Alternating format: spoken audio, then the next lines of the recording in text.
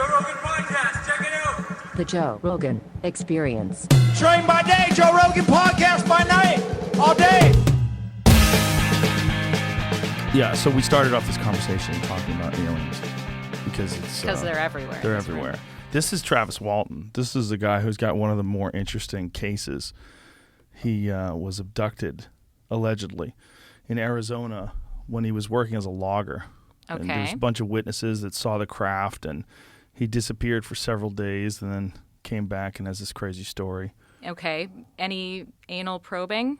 I don't think he had any anal probing. They supposedly worked on him because he tried to approach the craft, allegedly. Okay, so this is like an ET scenario. The craft is on the ground. The craft was either on the ground or hovering above the ground, I forget which, and he and these other loggers saw it, and he decided to run towards it, and he ran towards it and got hit with some kind of energy. The guys freaked out. The guys that he was with freaked out, took off, drove away, and as they were driving away, they drove like, I forget how far, and then they're like, fuck, we got to go back. We got to go, but this is crazy. What happened? They go back, and he's gone. They can't find him. There's some evidence that the ship was there, that there was some sort of disturbance on the ground, but Travis is gone, disappeared for a few days, and then came back with this fantastic story. And define worked on him. Yeah, exactly. I don't know. You know, like maybe, I guess, whatever energy was coming off the craft damaged him physically. So they did some sort of biological repair on him. Whatever it was, whether it's radiation or some sort of propulsion system that they had that had some sort of energy that comes off of it, electricity, magnetics, whatever. I don't know what it was. I don't know if it's real. You know, it's hard. It's hard when people just tell you stories. He didn't seem like a liar. He seemed like a very credible man that had an extraordinary experience many decades ago, but maybe he's full of shit. You know, therein lies the Amanda Knox case. Right? Like, no one knows the truth. When you're dealing with any story where people are trying to piece together a story, it's very complex. And people like to pretend that they can read people. Yes. That's a problem. It's a real problem. Yes. You know? Yeah, I think that when people treat their ability to read other people like empirical evidence, Yes. that is a very troubling trend. Yes. I used to think I was pretty good at spotting bullshitters until I met a guy who wound up becoming a murderer and was completely full of shit, like absolutely 100% full of shit. He was a fake black belt. Wait, so like he like came and sat across from you and was like, No, hey. it wasn't that simple. Oh, okay. I was introduced to him through friends. That's why I accepted him. And he was a guy who pretended to be a black belt in jiu-jitsu, had made his way all the way into like these very close circles of elite fighters. And he was even doing reporting work. He was working as a journalist for one of the online mixed martial arts websites. Okay. And so I kind of accepted that this guy was legit. But then he did some training with a friend of mine who is legit, and my friend was puzzled. He's like, dude, I don't know what is going on, but he's fucking terrible. He's like, he's not a black belt. I go, really? He goes, sure, wasn't like going light? He's like, no, he didn't know what the fuck he was doing. Like he was like a white belt. It's like it's not even like a purple belt. Like there's He was just progression. faking it till he makes it. Completely faking it, but faking it to the point where he got on the mats with someone who's legit. And then jiu-jitsu is like it's like a language, in that if someone pretends they speak English. Oh, yeah, I speak fluent English. And then they come to talk to you, but like, what in the fuck is happening? Yeah. And you're like, hey, man, that guy can't talk English. And you'd be like, wow, he told me he could. Interesting. Like, it's like that. So if someone like yourself who speaks fluent English was talking to someone who could barely get by, it would be very obvious. Right. That's how it is with jiu-jitsu. Sure. So my friend comes to me and he goes, like, something's wrong, man. Like, this guy's, like, it's completely fucked up. Like, he's not good at all. And so we're like, and this is, by the way, a period of time in my life where I smoked more pot than I've ever had. So it was like every day I was high. So we're like, wow, why would anybody fake that? That's so weird. Like, he's gonna get caught. So then he lied about a bunch of other things, got ostracized, and then wound up getting arrested for murder. because he was dating this woman who was married, and he wound up killing the guy, and he was driving the guy's car around. And wow. Yeah. So like taking over his life kind of thing. Not Yeah. just taking over his marriage, but taking over I his think he was life. just driving the car around for a day. Okay. Because he didn't think that people would notice. But it was like a very noticeable car, like a Jaguar in this town. But the point is So that joyriding. I used to think that I was good, like that I would meet someone who was full of shit. I'd be like, oh, that guy's full of shit. But I thought he was just a regular guy. Yeah. I was used to being around so many guys like that were legit. I just assumed he was legit too, you know? Yeah, I think that's the trouble with law enforcement also is Yes. they tend to feel like they even go through trainings where they're trained to read people Right. using the read technique, and they come away with a false idea of being able to understand people's cues. And of course, there's also the problem of like cultural differences and cultural cues that came into play in my own case, for instance. But like just in general across the board, there is a tremendous amount of just the whole like wrongful conviction process kickstarts from the get-go, from a detective or a police officer getting a vibe and then following through on that gut feeling regardless of what evidence presents itself. I work with I have a good friend, Josh Dubin, and him and a guy named Jason Flom had come on before, and they work with the Innocence Project. And I have started doing some stuff with Josh, and he's coming on again soon, and we're going over very specific cases. And I've actually sent him some cases where people reached out to me and friends that I know. There's a lot of that out there. There's a lot of wrongful convictions. There's a lot of like really obvious shit police work, corrupt cops, corrupt prosecutors who just want to get a number on their ledger, just to want to get a score up on the board. It's scary. It is scary, and it's scary also because I tend to look at it like it's not like there's just some grand conspiracy, right? Like it's not like there's an evil cabal of prosecutors who are getting behind closed doors and evilly cackling about how they're going to wrongfully convict innocent people. I think the more interesting fact is that they live in this sort of echo chamber of like, we're the good guys going after the bad guys, and so we can't do wrong. And they get into this cognitive bias space where their instincts are the right instincts. They have better instincts than anyone else. And even if the evidence doesn't follow through and confirm their initial suspicions, they know what the truth is. And so even when DNA evidence comes back, well, maybe she had sex with someone else that night, but this guy's the real rapist and we just didn't happen to get his DNA. Like that's the kind of like mental gymnastics that you see people going through. And you don't need to be an evil person. That's the interesting thing. You don't need to be a bad person to do those kinds of mental gymnastics, because we all do that all the time. And if anything, the way that our criminal justice system works incentivizes prosecutors to do those mental gymnastics, because they don't get props when they're wrong. No one congratulates them for overturning a wrongful conviction that they've done. Instead, they get penalized. And, not to say that they shouldn't be, because accountability is important. And if you are blatantly going out of your way to suppress exonerating evidence and, suppressing the ability to check DNA, like there's all of that going on. But they're coming from a place of, well, we have limited resources in the criminal justice system, so I don't want to waste time looking at DNA from an old case that was like put away a long time ago when I'm dealing with this million murders right now. So, I mean, there's like all of these interesting complicating factors that aren't just this prosecutor happens to be evil. And I think that's the more interesting problem.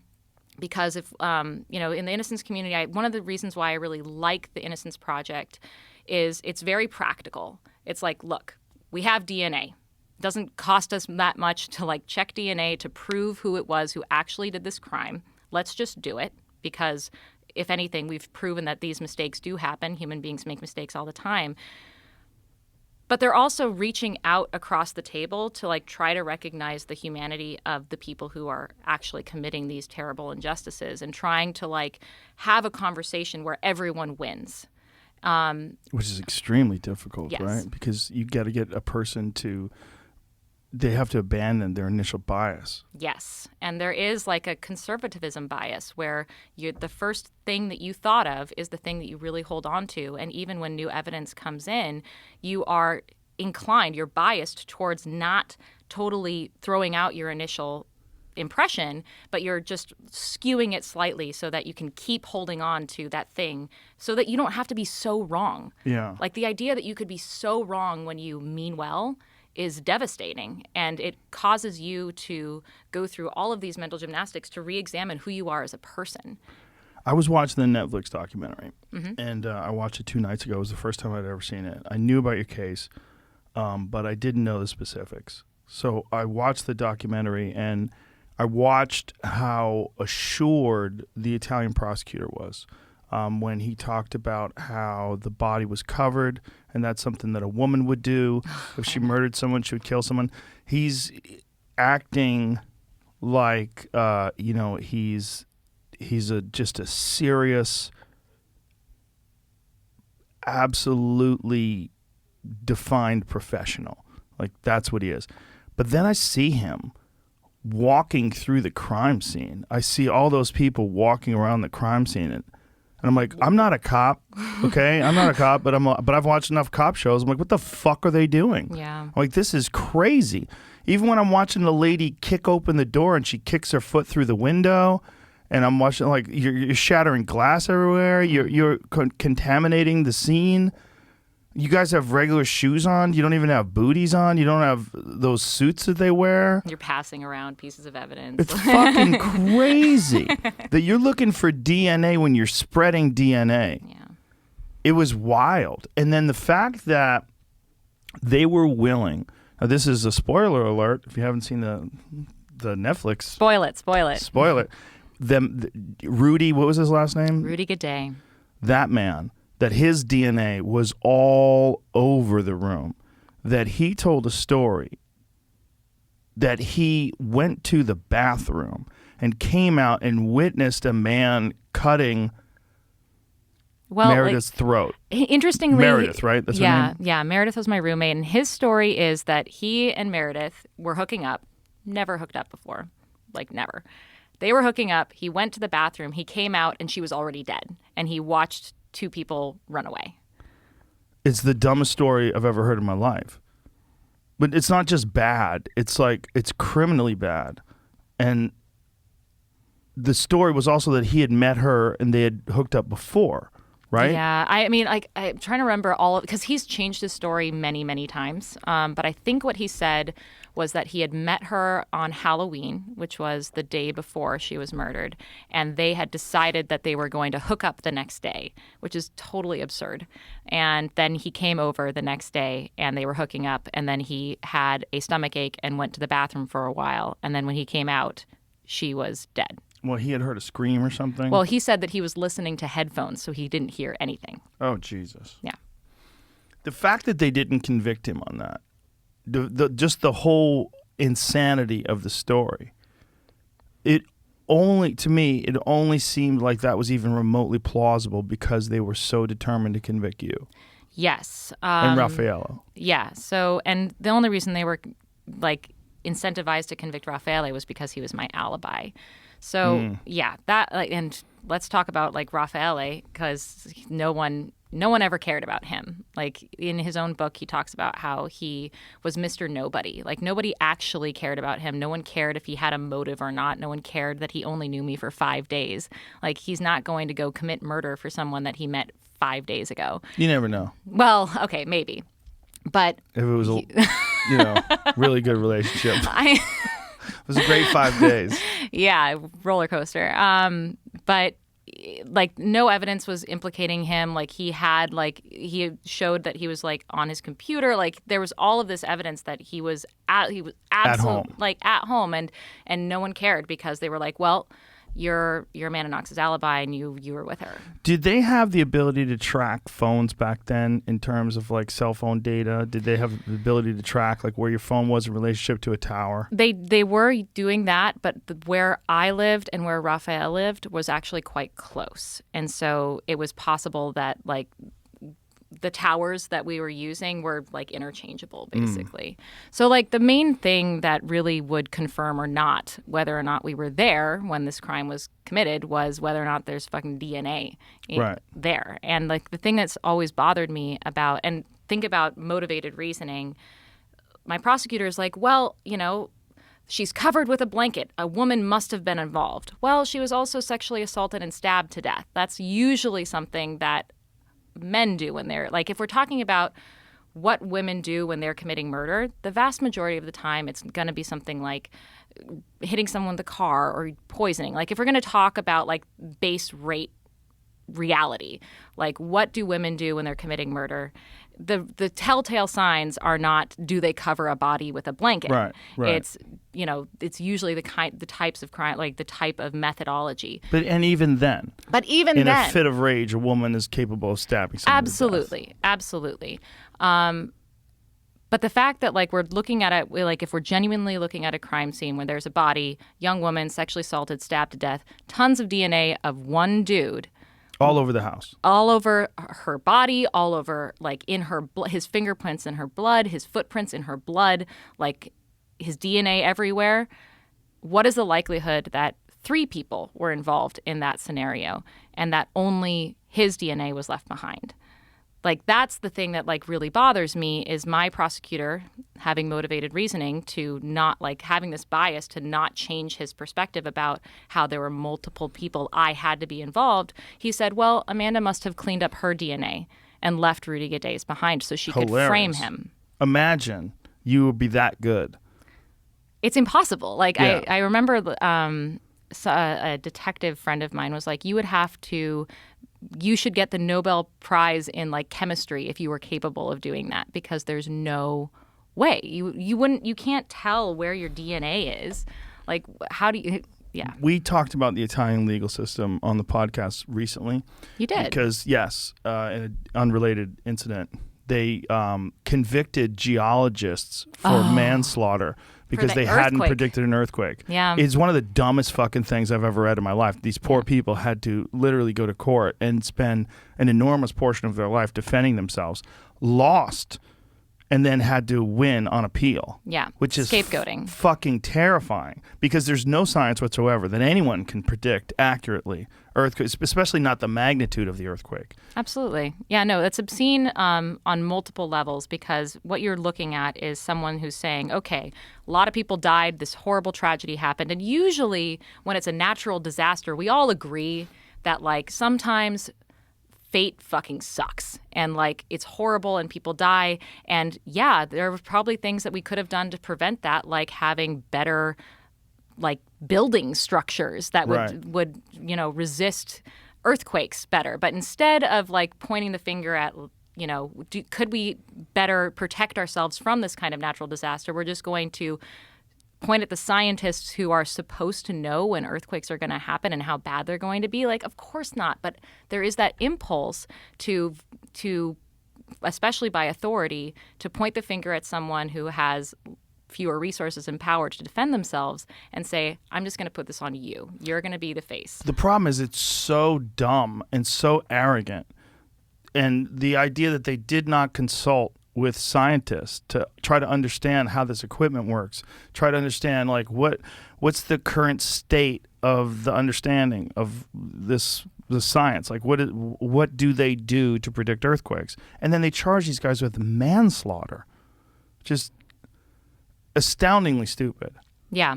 I didn't actually follow the end of that case. Were they able to? Yes, they won on appeal. That's great. But they should go back and sue. They had to be. They got convicted first. Yeah, they got convicted. Yeah, that's correct, right, Jamie?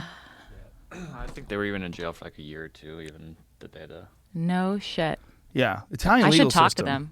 Yeah, it's stunning. It's a stunning case. You know, these are scientists, and then their whole life is uprooted. Whoever convicted them should also go to jail. Go to jail for a long period of time, and it should be a public prosecution where you should, like, let people know, like, you're a bad person. Yeah. Like, what you've done, you've abused your position of power. Your arrogance has led to the complete, total disruption of someone's life who did nothing but study science, did nothing but study geology and try to figure out, or seismology or whatever it is that they study. Yeah. Yeah, and Terrifying. I'd be interested to know, because my own prosecutor was actually on trial for abuse of office while he was trying me. Looks like that. And I'm curious to know how they actually, I've not looked into this, what sort of consequences they have in Italy for that, and how that compare here to the kinds of protections that we give to prosecutors. Like, they have an insane amount of immunity even for overt corrupt activities that they do in the course of their prosecutions. So it's scary. Yeah. Power is so scary. Like, that kind of power, the power, and also the influence and sort of cronyism, like being deeply attached to the criminal justice system for many, many years over there, being respected and being a part of this investigative world where they're all the cops and they're all just like, they know each other and, they look out for each other. Mm-hmm. The fact that they didn't change their story once they had all the DNA evidence of that Rudy guy, and then it was all over it. They didn't go, okay, we've made a mistake, and instead they doubled down. And not only that, but didn't go after him for the murder. Well, they did. But they didn't convict him of the murder, I should say. So what did they convict him of? So they convicted him of her rape because it was only his DNA that was found inside of her body. And they convicted him of conspiracy to commit murder. So basically taking part in a murder, but not being the one to actually plunge the knife. But this was a fabrication this is the prosecutor's idea, that he was there with Raffaele and that you guys held her down. Yes. So they say that the scenario that my prosecutor painted, and he painted a few different scenarios because he couldn't really, his imagination was going wild and there wasn't a lot of actual, obviously there wasn't any evidence to support any of them, but he kept thinking, okay, it's the day after Halloween, so maybe it's a satanic sex ritual. We know that there's some kind of sex thing involved.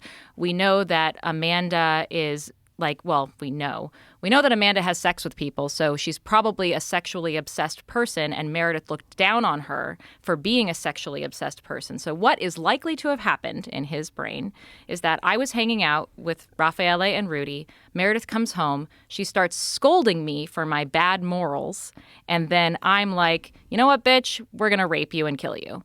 That's his scenario. And it's so unfortunate on so many levels because it says more about him than it says about anyone else that he would imagine that that's just how people react to each other. And this was not his initial idea, though, right? Was this his initial idea? His initial idea was that I was involved somehow. He didn't know how, but he thought that I was involved somehow. I knew something. I was covering up for someone. And that's why he interrogated me for 53 hours over 5 days. Which is really scary that they can do that, right? It's like you can get someone to say a lot of things if you can get alone with them in a room, scare the fuck out of them, and just torture them. Well, I'm glad you know that because, a lot of people don't know that. You can get people to crack. Oh, absolutely. People crack when they get pulled over by the cops for speeding. Oh, yeah. People crack for all kinds of things. They crack if they have a joint in their glove box. Mm-hmm. People crack. Yeah. When authority is scaring you and coming down on you, and in your case, actually hit you a couple times. And you're 20. Yeah. Right? I was 20. Your brain isn't even fully formed. My brain isn't fully formed. My friend had just been murdered. I was alone in a foreign country, and people who I was entrusting my life and safety to were screaming at me that I was wrong, that I was never going to see my family again, that I was super traumatized, that I had seen something so horrible that I must have just completely blocked it out. And here's a scenario that would explain that. Look, you have a text message from your boss, Patrick Lumumba. You must have met him that night. You must have seen him murder Meredith. Just admit it. Just admit it. Remember, remember, remember. They kept telling me, the gross thing about it was they kept telling me to remember. They didn't even tell me to, admit it. They were telling me that I just couldn't remember it. And I had to remember, or else I was never going to see my family again. Jesus. So were you thinking that you just had to tell them whatever they wanted to hear just so you could get out of there? Honestly, I started to question my own sanity. I started to believe them that I must have witnessed something horrible and I just couldn't remember it. And that's the only explanation for why they would treat me that way. How long did that take before you think you started questioning your sanity? So I was, a few hours into that final interrogation. That was in the middle of the night. I was not prepared to be interrogated at all because honestly, they didn't even call me in that night. They called my boyfriend, Raffaele, but I was staying with him and I was afraid to be alone at home because a murder was on the loose. And so I went with him and I was waiting in the lobby, like by the elevator, waiting for him to come out from questioning. And then they brought me in and just went on and on and on. And so I cracked eventually. So the thing that cracked me too was they brought in an interpreter, right? Someone who actually spoke English, because for a long time I was just talking to people in Italian and I was worried that I wasn't even comprehensible. I thought that the reason why they were yelling at me was because I was doing something wrong. Like I just wasn't explaining myself correctly. And then how fluent were you at the time? I mean, I'd been there for like 5 weeks. So I was... And you took Italian before? I had taken Italian for a year before. So I was about as fluent as... I like to say I had about the fluency of a 10-year-old, but I think that that's even generous because I could speak in certain tenses. My vocabulary was totally limited, though. So there were limited things that I actually had the words to say. And I remember even when I... shortly after I was interrogated and signed the statements that they had written up for me, they finally stopped yelling at me. They left me alone. I had a moment to just like be off to the side, quiet to myself. And I was like, oh my God, what just happened? Everything is wrong. This is all wrong. I need to tell them that it's all wrong. And I can't just go up in front of a jury right now and say, this is the person who did it. I saw him do it. Like, I don't actually remember that. And I told them, I need to tell you. And they were like, no, you'll remember. Don't worry about it. Like, we don't need to talk anymore. You'll remember. Just stay over there and keep remembering. And I was like, no, I'm not remembering. And eventually I asked them, like, please give me a piece of paper because they weren't listening to me. So I wrote on this piece of paper, I'm so confused. They were yelling at me. Like, I can't actually testify to this. And I gave it to them and I was like, here's a gift, because I didn't have the word for like, here's my recantation. Right. I was just like, I'm giving this to you. I need you to hear me. And they were like, okay, whatever. We're taking you to jail. Actually, they didn't even tell me they were taking me to jail. They were telling me that I was being taken to a holding place for my own protection and that I was an important witness. So they didn't tell you that you were being taken to jail because you were one of the people they were accusing? No, I was already in prison before I was ever actually told you are suspected for the killing of Meredith Kircher. I was already in prison. How long had you known this Meredith girl for? A few weeks. And you'd met her just because you'd all moved there at the same time? Yeah. I mean, sharing a place together? Yeah, so she had moved in before me, but it was basically there were 2 rooms to let in this little house that was right next to the university, and we both happened to pick a flyer. And did you guys hang out a lot? Did you know her well? Was she a good friend, or was she just someone you lived with? She was like a budding friend. Like, we definitely hung out. We would go to pizza together. I remember we went to there's this famous chocolate festival that's in Perugia where they would like take huge refrigerator-sized blocks of chocolate and like carve them, which was super cool. I'm very into that. And we would go and check that out together. But we weren't like the best of friends. Like, she had a friend group of other young women from Great Britain that she hung out with a lot more than she hung out with me. But that isn't to say that we didn't go out dancing together or go out to dinner together. We definitely did that. The moment you found out that she had been murdered, what was that like? It's confusing because I knew that something was wrong as soon as I came home and I found that there was a window broken into and Meredith wasn't answering her phone. But I didn't understand what was wrong. I didn't know.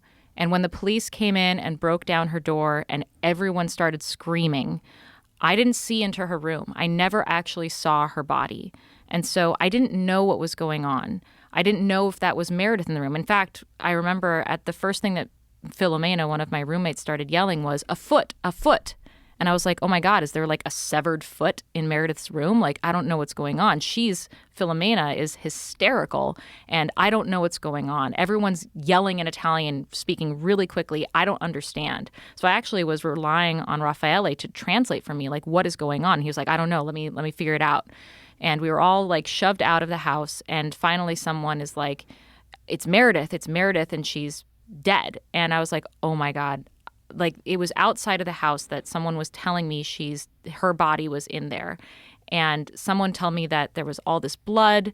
I remember not actually knowing like how she had died until I went to the police office and I asked. I was like being questioned, and one of the police officers was like, and so like I sort of learned over the course of that day the details of it. But I didn't fully understand like what had really happened. Like, as far as I knew, you know, it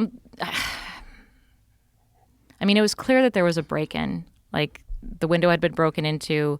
It was Filomena's room. All of her stuff was all over the place. It wasn't clear to me what had happened, though.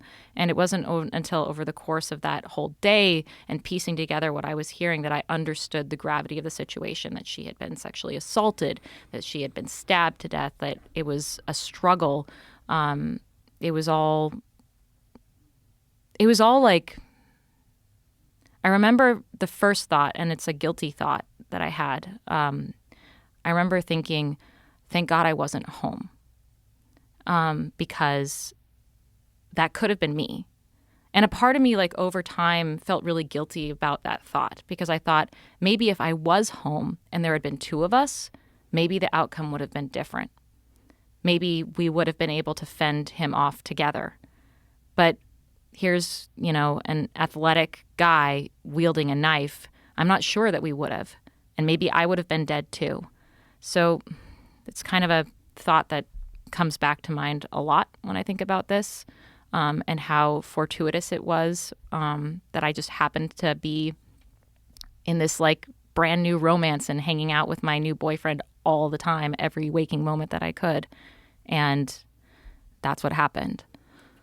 It's hard for me to imagine the jolt of a 20-year-old life where you are overseas, going to school, involved in this new romantic relationship, and then out of nowhere, boom, you're a suspect in a murder. Yeah. Well, and what's interesting is I didn't know. Like, I didn't know that I was a suspect. It's like the boom for me was someone close to me just died, and that could have been me. And now what? And then it was all those things that piled on, they kept piling on. Yeah. And then, I'm in jail. I'm thinking, oh my God, this is all just a horrible misunderstanding. Like, I'm sure they're going to figure it out sometime.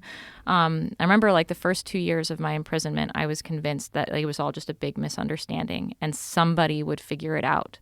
And I was convinced. I was convinced that there was no possible way that people could actually believe that I was involved. Like, even just not because it's me, but because there wasn't any evidence there. Like, it was so patently obvious to me that like this idea of me, this Foxy Noxy character that was being constructed in the courtroom, this Luciferina, like this idea of a person was obviously made up. It was so obvious to me. And yet. It seemed like the Italian media just ran with it, though. Oh, yeah. Yeah. And that was one of the big sort of regrets that especially my family had, was at the very beginning, they were advised to not speak to the media at all because they were just going to make a field day of it. There was, in the same way that there was never once I was accused, there was never going to be anything that I could do to prove my innocence in the eyes of people. My lawyers were also worried that there was nothing my family could say, but that would not be twisted and turned into something that would just further fuel the scandal mongering. And what that meant was there was a void. There was a void in which who I was, my very identity, could be constructed out of total fantasy that was the only thing that the only reason why it was being constructed was to further this scandal and to sell more papers.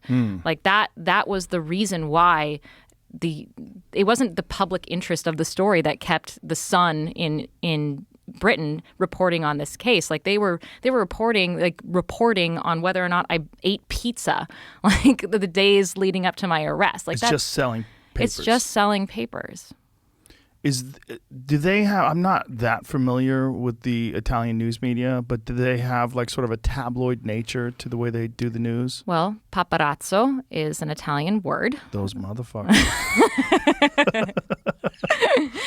And yeah, I mean, the same way that Great Britain also has a really sketchy tabloid culture, there is a sensationalist bent to it that's very much a result of like the Berlusconi era of news. So I don't know if you're very familiar with Berlusconi and how his like legacy shaped the way media works. Oh yeah, I mean he's kind of like the Donald Trump of Italy, where he starts out as this media personality who is really, really known for just like having that sort of reality show, strippers in every show kind of vibe, where he's just giving the people what they want and, outrage culture. And then he turned that into a political career and then ran the country for a ridiculously, how long do you, like some ridiculously long time. Like 10 years more? More. Really? Yeah. Well, that's probably what Trump wanted too. Is he trying again? Oh, yeah. Yeah. Oh, he's going to 100% try. Yeah. He's probably going to win. You think so?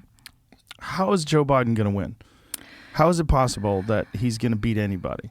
After you've seen him speak, after you've seen the decay and the decline, how is it possible? It's not very inspiring. They've done a terrible job. The Democrats fucked up royally by making that guy the president. Do you think that like they're going to allow someone else, like Kamala, to run she in would his lose stead? Just as badly. She's the most hated vice president according to polls.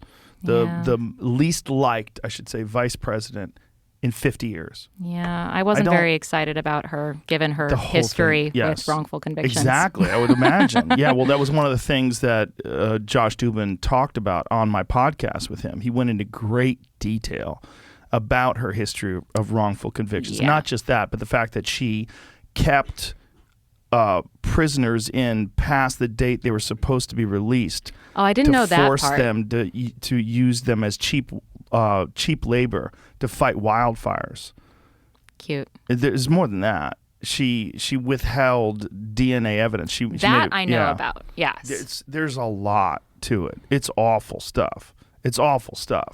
And if she did wind up running for president, that would get, I mean, it did during the debate. Tulsi Gabbard exposed her during the debates. Yeah. That's one of the reasons that knocked her down.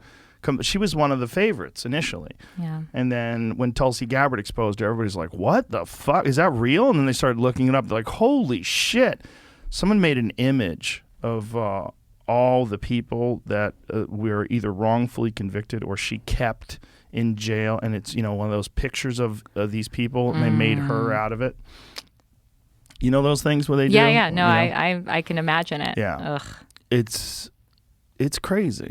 It's crazy that's the choice. Like you have Donald Trump or a man who's got something seriously wrong, right? Is a guy who's had multiple aneurysms, had actual brain surgery, and is 78 years old and is experiencing some sort of pretty radical cognitive decline and is in some way controlled by the other people in the party, whether it's Nancy Pelosi or whoever else. And, he keeps saying things like, they tell me not to answer questions or tell me not to do that. I've heard about that. Hey, motherfucker, you're the president. Could you imagine Obama saying that? They tell me not to answer questions. Of course not. He was the fucking president. When Obama was the president, he was the fucking president. You believed it.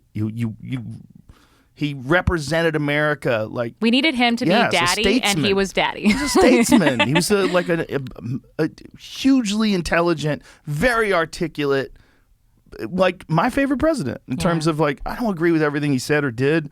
Sure. Especially the drone shit, but there's a lot of that. But fuck, what do I know? But no one's perfect. I couldn't imagine being a person who they blame everything on, who's responsible for the economy, who's responsible for international relations, who's responsible for the military, who's responsible for like across the board. Every time there's a natural disaster, every time whatever the fuck it is, you're responsible. Yeah. Shoo, fuck all that. Well, I feel like he's basically said that by being like, I'm going to go windsurfing now. Like, you guys can deal with it. Do you have like any sense of whether or not the United States is ever going to have a 3-party system? Like, Yang is trying to open that door. Do you think that that's... He has no chance. I don't think he has a chance. He couldn't win the mayor. He couldn't... It's like it's not in the cards. I mean, unless something radically changes with him in the landscape, he's not going to be able to do it. Ross Perot came the closest to doing it.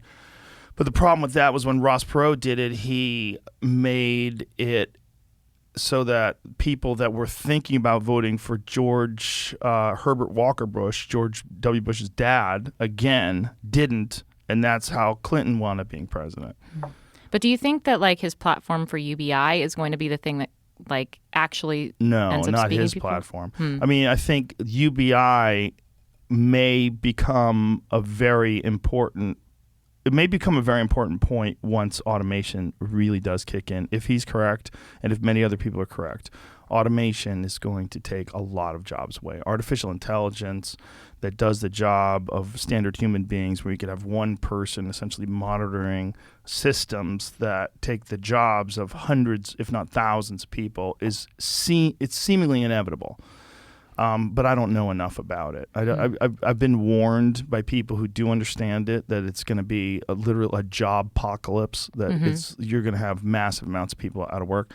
I have a position on work that's very conflicted because one part of me is very disciplined, and I believe in hard work. I believe that ultimately there's an element of meritocracy in most businesses. Okay. I think there's a lot of businesses where cronyism and nepotism and corruption stifle meritocracy, and those are dangerous, sneaky businesses, and they're very prevalent. But I also grew up poor, and my family was on welfare. We were on food stamps. I remember very clearly being poor. I remember being nervous about whether or not we'd have enough food. I remember that being a young boy, thinking that way. I remember drinking powdered milk. I remember it. We benefited from welfare. And my parents worked hard. They got off of it, and then eventually did very well. And then when I was in high school, we lived in a decent neighborhood. It was a nice place, middle-class neighborhood. So I've seen the benefit to families of social aid and of welfare and of this idea that there's people that have bad circumstances. They're unfortunate. And as a community, which is what a country's supposed to be, we're supposed to be a massive community. I'm very interested in helping people that are unfortunate. I'm very interested in giving people the opportunity to work hard, because it's not as simple as everybody's on the same starting line and some people just work harder than others and that's how they get there. That's bullshit. But I also believe in working hard. And I think there are some people that they don't necessarily think that hard work is important, that it is a factor at all. They want to look at it as an absolute, like that everything is corruption and everything is fortune and everything is privilege and everything is, and they're grifters. Sure. And they hop on this idea and they sell it to people that are unfortunate. They sell it to people that aren't doing well, and that it's not about hard work. And then it's not about discipline, it's not about focus, and it's not about like forcing yourself to organize and making sure you get things done and then trusting in the process that eventually that will lead to progress and it'll lead to more success. I believe that there's a lot of people out there that are lazy and they blame others for their own failures, and I think there's a lot of people that they latch on to social movements and they latch on to strife and they latch on to people that have anger about their place in life, and they offer them excuses, and they offer them reasons for why other people have done better. And so there's so many things that are working at the same time. There's definitely corruption. There's definitely income inequality. There's definitely some very fucking shady laws when it comes to taxes and corporations. And there's, you know, there's a lot going on there. But I don't think that regular work is necessarily the most important thing. The idea of universal basic income to me is that all of your like basic human needs would be met. You would have food, you would have a place to live. That's kind of it. I mean, if you're getting whatever Andrew Yang was proposing, I think it was very low. It was like $1,200 a month or something like that. Exactly. That's all you get. I mean, Well, you and get that's like what food. That's what I was going to propose is like, I do agree that like there is absolutely genuine value in hard work. What is the other aspect of that is dignity, though, Yes. right? Like you can work really hard and feel like a slave, like and be like demeaned and feel like all of the work that you're doing and all the time and all the sacrifices you make, even just in terms of time. Like I have so much respect and I understand the value of time. Like I understand that. Imagine you more than many. And so like for someone to be told my time is worth $7. My time that I could be spending with my kids is worth $7, and I have to sacrifice time with my kids, which is priceless, so that I can get $7 so I can feed them, is the most undignified shit that I like. It's so like in a rich society like ours, I feel like that's kind of unacceptable. Like we can do better than that. I agree with you. The idea, though, if I was going to play devil's advocate, I think, let me just say this right away. I think that the basic wage, the minimum wage, should be much higher than $7. I agreed with the $15 minimum wage. I think it probably should be like 20. I mean, if you work all day, you should have enough money for food. I only feel okay giving someone $20 an hour at least. Well, it sounds like a small amount. It is. You work all ultimately. fucking hour and you get $20. I mean, in this day and age with the prices that things are, the cost of living, it's not a lot of money. The idea is that you're supposed to be fresh out of high school and these are the jobs you get and this is why you get $13 an hour, whatever it is. Right, because also, let's be real, teenagers are not the best workers. Well, also, you're getting job experience and life experience, and that's the idea behind it. It's a weird idea, though, because would it be better if things cost a little bit more and you paid people a little bit better? I mean, how much would a burger have to cost if you want to pay everybody who works there $20 an hour? That'd be a good question. I don't actually know. Right. That was my question. And the question I deal with the hardest isn't even our wages. It's when I buy a phone.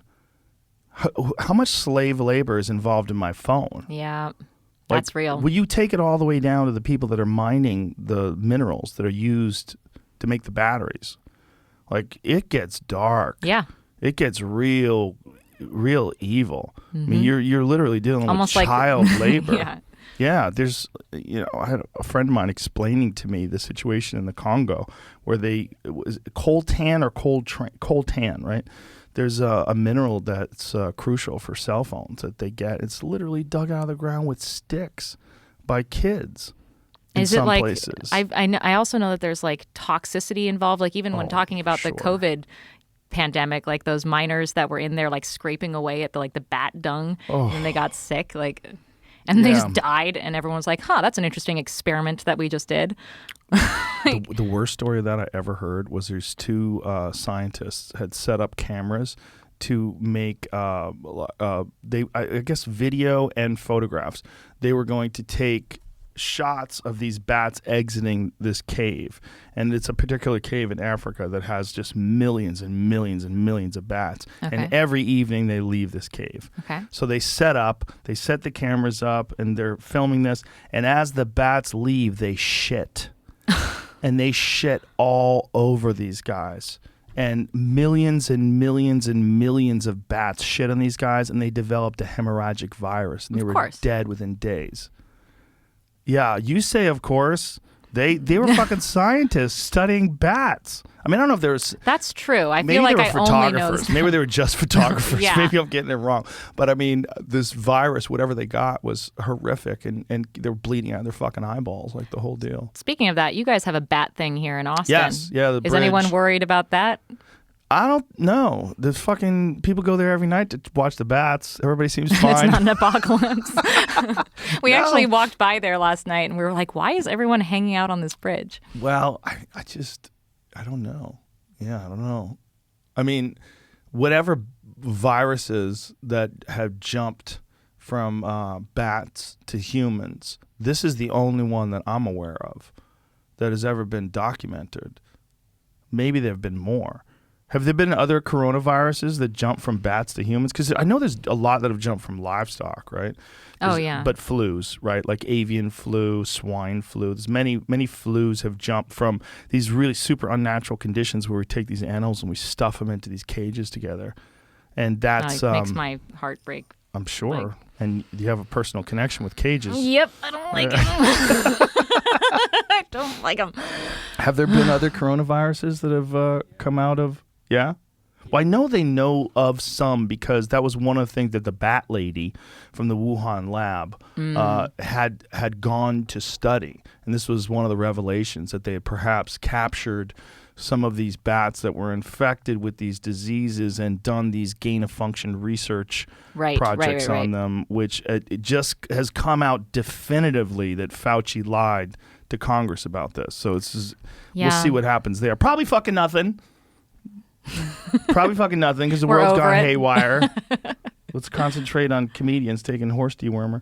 So what did It's called zoonotic spillover. Yes. So I imagine there being a term for it means it didn't just get developed. Oh no, well the zoonotic spillover applies to animals. That applies to all animals. Not just bat. Oh, okay. Well, then the path I'm jumping down is spilling over to humans. It just there's lots of articles in the last year about it though. But there's a lot of zoonotic spillover for sure. But whether zoonotic spillover has come from bats. Oh, specifically. Yeah. I don't know whether there's ever been like a pandemic that came Because it was saying from- vertebrate animals is what the links I was getting.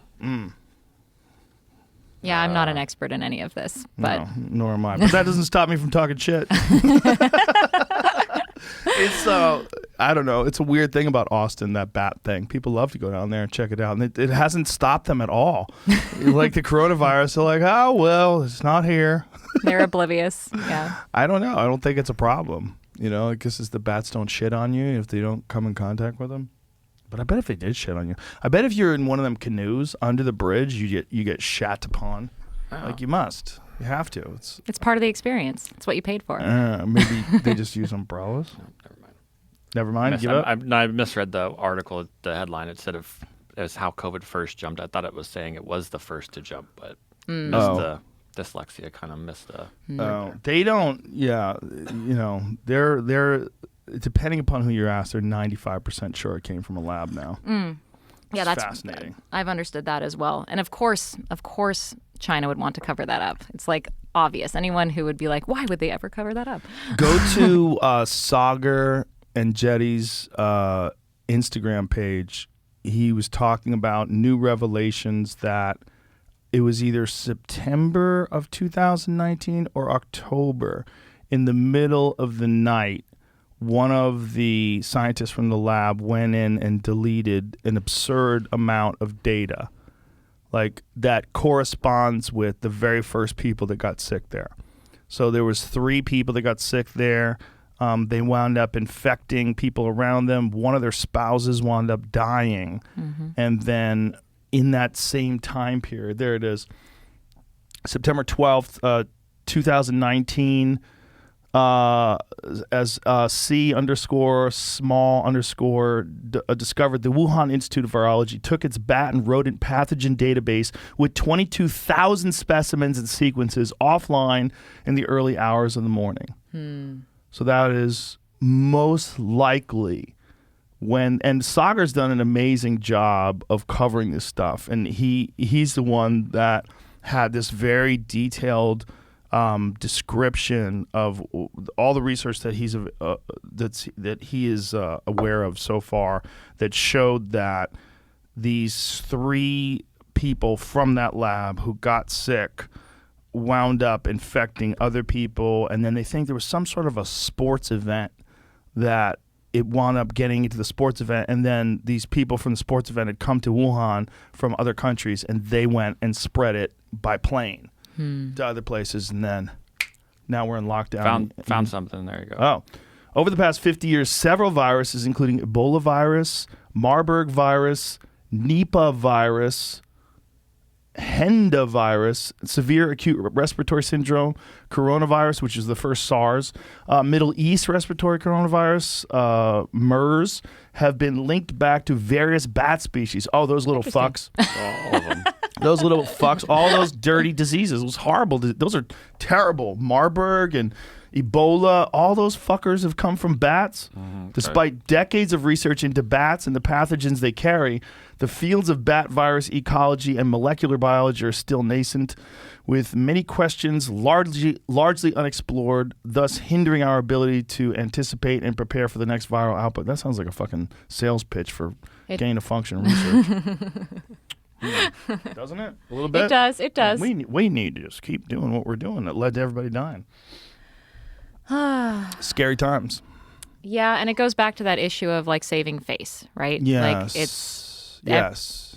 Well, that's the Fauci thing when he's being grilled by Rand Paul and he's saying, "You do not know what you're talking about. When you question Anthony Fauci, you are literally questioning science." Yeah, that was an unfortunate moment for him. It's unfortunate in many ways. Well, also because the whole point of science is to question it. Of course. So it's a very unscientific thing to say that you can't question me. Ridiculously unscientific. Yeah. Yeah, it's we live in a strange time, and this is a very important time for character. It's a very important time for composure. It's a very important time for ethics and morals, and for people to treat people in a kind and considerate way. And that is being thrown out the window by a lot of people under the guise of being upset at people's choices, under the guise of the current circumstances. There's many excuses for people in this current very bizarre and unprecedented situation in our lifetimes for people to act horribly, and they're doing it. And you're seeing very poor character from a lot of human beings. Very, very poor character. Wishing people dead, wishing people to get no medical service, wishing people to be ostracized for their choices, even wishing people who have superior immunity, which is immunity that comes from having been infected by COVID, many of them before the virus, before the vaccines rather, were ever even available to people. They have superior immunity, and yet they're still being ostracized because they won't additionally vaccinate on top of their superior immunity. Immunity that's been showed by a study in Israel to be 6 to 13 times better at avoiding infection than the immunity that you get from the vaccine. And that's the initial burst of the immunity that you get from the vaccine. Like after and it's months a little and months, what's it wanes. odd about that is it's like, well, what is a vaccine? A vaccine is a little bit of the virus, and so that your body can build up. Not this one. This one's not that. No. Okay. Then This is an mRNA vaccine. It's essentially a gene therapy. It forces your body to create a spike protein that your body should recognize in the form of the virus. So when the virus shows up, your body says, "I've seen this shit before," and it knows how to fight it.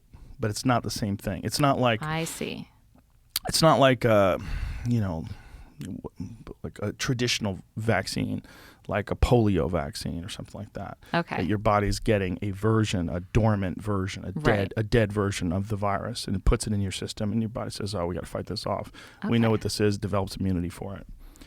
It's different. Okay. And one of the things they're thank you saying for that. about SARS, the original SARS, which was, how many decades ago was that? What was the original SARS? But they've tested people to this day that survived the original SARS, and they still have immunity. So that's a different kind of immunity. It's a natural immunity, and this is the same thing that they're talking about. 2002, 2000, yeah. So almost a decade. They still have immunity, and so they still have the antibodies. And so this is what they're wondering with people that have had the natural infection from getting sick from COVID and then recovering. How long does this immunity last? That's not known. They really don't know yet. Because they're not looking for it? Well, they don't know. I mean, see. We've only had it. Right. It's only been around for a year and a half. So, like, how long does the immunity last? If you were one of the early people that got infected, like, say if you got infected, my friend Michael Yo got infected in, I want to say February of 2020. Or in March? No, February 2019. That's really early.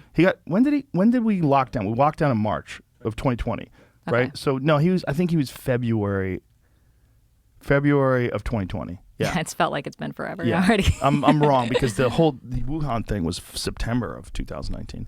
So February of 2020, I think, is when he got it. So he got it before we even locked down. Somewhere around then. And he got really fucking sick. I don't know where he stands in terms of like his antibodies, but that would be interesting to check. Yeah, I would see if he can go get tested. Jamie got sick in October of 2020, and Jamie's got mad antibodies. Oh, yeah, they're very angry. They're mad. They're very mad. He's got thick lines. How do you know? Well, we test him all the time. Okay, we I was test just like everybody. nothing. We test everybody every day. Right. Every day here, we get tested. Awesome. And Jamie gets he gets the gold crown. Yeah, hey. He's the king of antibodies. Lucky me. But we think that he encountered the Delta variant somewhere along the line because it seems like his antibodies got even thicker. How many months ago? About a month ago? 2 months ago? Yeah, what is it? September? Yeah. So, yeah, July. So Middle of you get tested for antibodies, what do you say, like every 3 months, 2 months? Less than that. I mean, more frequent than that, yeah. Once a month? At least once a month. Once a month. So we have PCR tests, we have rapid antigen tests, and we have antibody tests. So we do all kinds of tests here. Cool. And even when like it all seemed to go away, like in July, we were doing shows in Vegas. Me and Dave Chappelle were doing these arenas, and everybody's like, "COVID's done, yay!" 2 of my friends who were vaccinated got COVID there at the arena, and it was like, whoa. Like, this is not done at all. Like, this is definitely still here. But people were saying, why do you still test every day? Like, because I would have guests. They go, oh, we got to test? Isn't it over? Well, why do we use condoms? Yeah, which brings back to your case. Wasn't that one of the things that the guy said the reason why they didn't hook up was because he didn't have a condom? I think he might have said that. Like, it's I think just, that is one of the things he said. Like, his answers were so screwball. Yeah, and one of the things that actually really bugs me about the case is there actually was DNA that was never tested, and it was on the pillow that was found underneath her body, and it had semen stains on it. They and didn't test it? They never tested it. Yeah, the prosecution tried to stop them from testing it. What? Yeah, and they were like, it's not relevant to this case. Semen underneath a pillow at a Like murder on scene. a pillow underneath her body. At a murder scene. Yes. Is not relevant. Not relevant. Oh my God, that guy. Because it couldn't possibly come from me, so what do they care? Oh my God. Oh my God, how frustrating for you. Well, and at the time, it wasn't even frustrating. It was just surreal Horrific. and baffling. Yeah. Like, is my life just over because somebody doesn't want to admit that they were wrong? I guess so. When did it get resolved? How old were you when it got resolved? So totally. That like, was the Supreme Court, the appeal. You win on the appeal, and then they take it again to the Supreme Court, and then you win there. So, yeah, no, it's even more horrible than that because I get convicted, I get acquitted on appeal. How many years were you in jail before you got acquitted? I was in jail for 4 years. Whew. Yeah. Yeah. That's just a whole thing. Then I was, it was brought up to the Italian Supreme Court. They overturned my acquittal, sent it back to the appellate court to try me again. They found me guilty again. Then it went back to the Italian Supreme Court, and they overturned that and definitively acquitted me. So it was an 8-year-long process, which, to be frank, is actually lucky in terms of the worlds of wrongful convictions. Usually the average amount of time it takes to overturn a wrongful conviction in this country is 14 years. So I came away relatively unscathed in comparison. Yeah, but then all of a sudden you're almost 30 and your life has been a mess and you've been in jail for something you didn't do. And it's not like I get my life back, right? And not like you even get money. No. They don't say like, hey, we fucked up, here's $10 million. No. And meanwhile, Here's the a only pizza. thing that anyone has ever heard of me about is that? in relation to a murder that I didn't even commit. So, like, the horrible, frustrating, like, part of this is not only is the actual victim overlooked because everyone's talking about me and I have nothing to do with her murder. Meanwhile, the actual murderer is quietly sort of forgotten, tucked away. He's now free. He's free. Oh, yes. So he got out in November of 2020 after serving 13 years in prison. So he's out. He's free. Holy shit. And no one thinks of him when they think of Meredith's murder. A lot of people have never even heard of him. A lot of people ask me, who do you think really did it? And that is because the prosecution and the media all defined this case with my face and my name.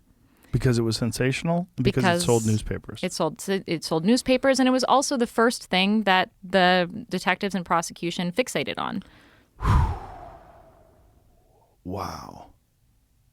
Has there been any repercussions for the people involved? No, they got promotions. Yeah, no, it's Promotion. Yeah, I remember that was like a real nice like dig. It was shortly after I got convicted. The detectives involved in the case were all like given an award for their work in my case. That's hilarious. Yeah. Meanwhile, they've gone on to like I think the lead detective is on trial right now for abuse of office in a totally separate case, but no one has ever like brought to them an abuse of office case, in part because I don't really feel like I could bring that potentially, but I don't think that I would win because ultimately people look at me and they think, well, this whole thing is probably her fault anyway. Like even if she's innocent. In Italy? Honestly, here too Here sometimes. too? Yeah. Really? Do you get a lot of that here in America? Yeah. So I get it's interesting how like I used to think that there were two kinds of people in regards to this case. I guess three kinds of people. Those who had never heard of the case and didn't care, and then those who had heard of the case, the ones who were super convinced I was guilty, totally I'm an evil person, and those who were super convinced that I was innocent, and there was no in between. But what I've actually found is there's also this middle ground of people who have sort of kind of heard about it, probably think I'm innocent, but also probably think that I'm responsible for my own wrongful conviction. And a great example of this is Malcolm Gladwell. What? Well, so Malcolm Gladwell makes a really strong case in his like new book, Talking to Strangers, for how I'm obviously innocent. But he puts the explanatory burden of my wrongful conviction on me. He says, oh, well, Amanda is a type of person. She's a type of person who is innocent, but acts like a guilty person. How did you act like a guilty person? Well, I mean, people say that I behaved Because you were weird. stretching when you were at the Yes. police office? Or they say, oh, well, she falsely accused an innocent black guy. She's another one of those white women who accuse black men. And it's like, wow, way to just completely ignore all of the context of how false confessions even happen and how coercive my interrogation was just because you want to score a sort of like racial political point. But yeah, there are people who think that like I am ultimately at fault for being suspicious to the cops. And that's actually the reason why my own co-defendant didn't win his wrongful convictions case. Like he went to Italy and said, I'm suing you for wrongful imprisonment. You should never have imprisoned me. You should never have prosecuted me. There was never any evidence against me. And they said, well, it's your fault that you were suspicious, basically. And so you don't get any compensation. Meanwhile, there's actual evidence that he was home. I mean, like But he has like computer evidence. Yeah, he had stuff on his computer, but again, like also no evidence of him at the crime scene. Like there's no reason why they should have thought of him as being involved in this case at all, except that he knew me and was my alibi. That's it. So it's just a shitty system over there. Well, it's a shitty system here too, Yeah. because we do that exact same excuse. We say, well, you are the one who confessed to the crime, so we don't have to compensate you.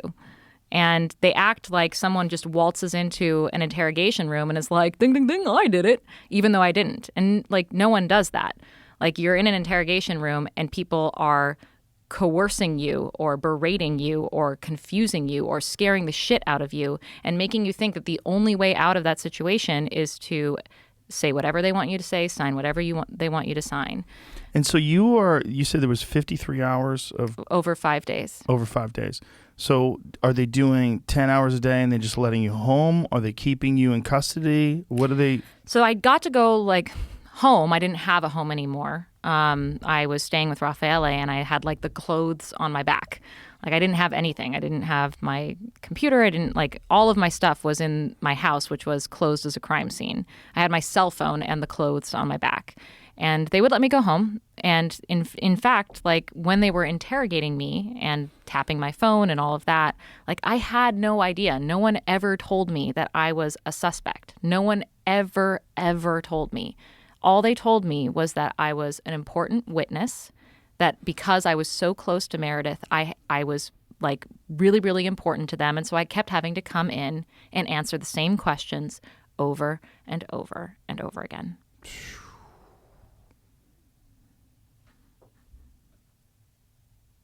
And Raffaele cracked too. Yeah, actually, and it's really sad because the way that they posed it to him was, look, you're an Italian guy. Who's this American cow that you're, hanging out with? Just let her go. And to his credit, he did crack in that moment in the same way that I cracked in that moment. He was like, okay, well, you're telling me that she's involved. I don't see how that's physically possible because she was with me all night. But I guess I did fall asleep that night. So I can't say 100% that while I was asleep, she was with me. That's basically what he was willing to say and sign under pressure from them. And then, where's that Rudy guy? Where is he at now? Where is he? Is he allowed to leave the country? I don't know. I presume so because technically he's served his sentence. I think he's in the same city that he was held at. I'm not sure. I don't know because like he was an orphan. He didn't really have anyone in his life. I almost feel bad for the guy because he's just this like abandoned, kid who's making his way on the streets and is making really, really horrible choices. And breaking and entering. He had a history of that. Oh, yeah. And especially in the lead up because like he had this family in Perugia that was actually a very wealthy family that was had sort of adopted him. But then he started stealing from them and they sort of were like, okay, you're out. And as soon as that happened, then he went on this burglarizing spree that lasted like the months leading up to Meredith's murder and like basically climaxed at Meredith's murder. Did he have any history of violence? He had a history of wielding a knife when confronted. I don't know if he had a history of actually getting into fights with people. I know that he was definitely like wielded a knife when confronted in someone's house. And then escaped. And it's like, when you look back on it now, it's like, why is this so dumb? Like, why is this so obvious? And there has been some speculation by people that, I mean, here's the weird, screwy thing. He had been arrested prior to Meredith's murder, like a week before. He had actually gone to Milan and broken into like a law office, or there was another, I think the law office was in Perugia, but he had broken into like a school in Milan. And he had been arrested there and found with stolen property and all of that. And the Milan police had him in custody. And for some inexplicable reason, they let him go. And he returned to Perugia. And the next thing that happened was Meredith was dead. And no one really talks about that, like why that happened, why this person who had stolen property on him was just let go.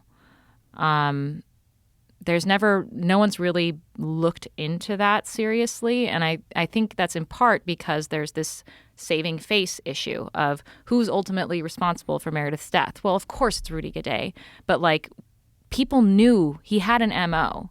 He had never killed anyone yet, but he was doing all the things that led up to that killing. And people knew about that. It was not like he was an unknown entity, that he was unknown to the Peruvian police.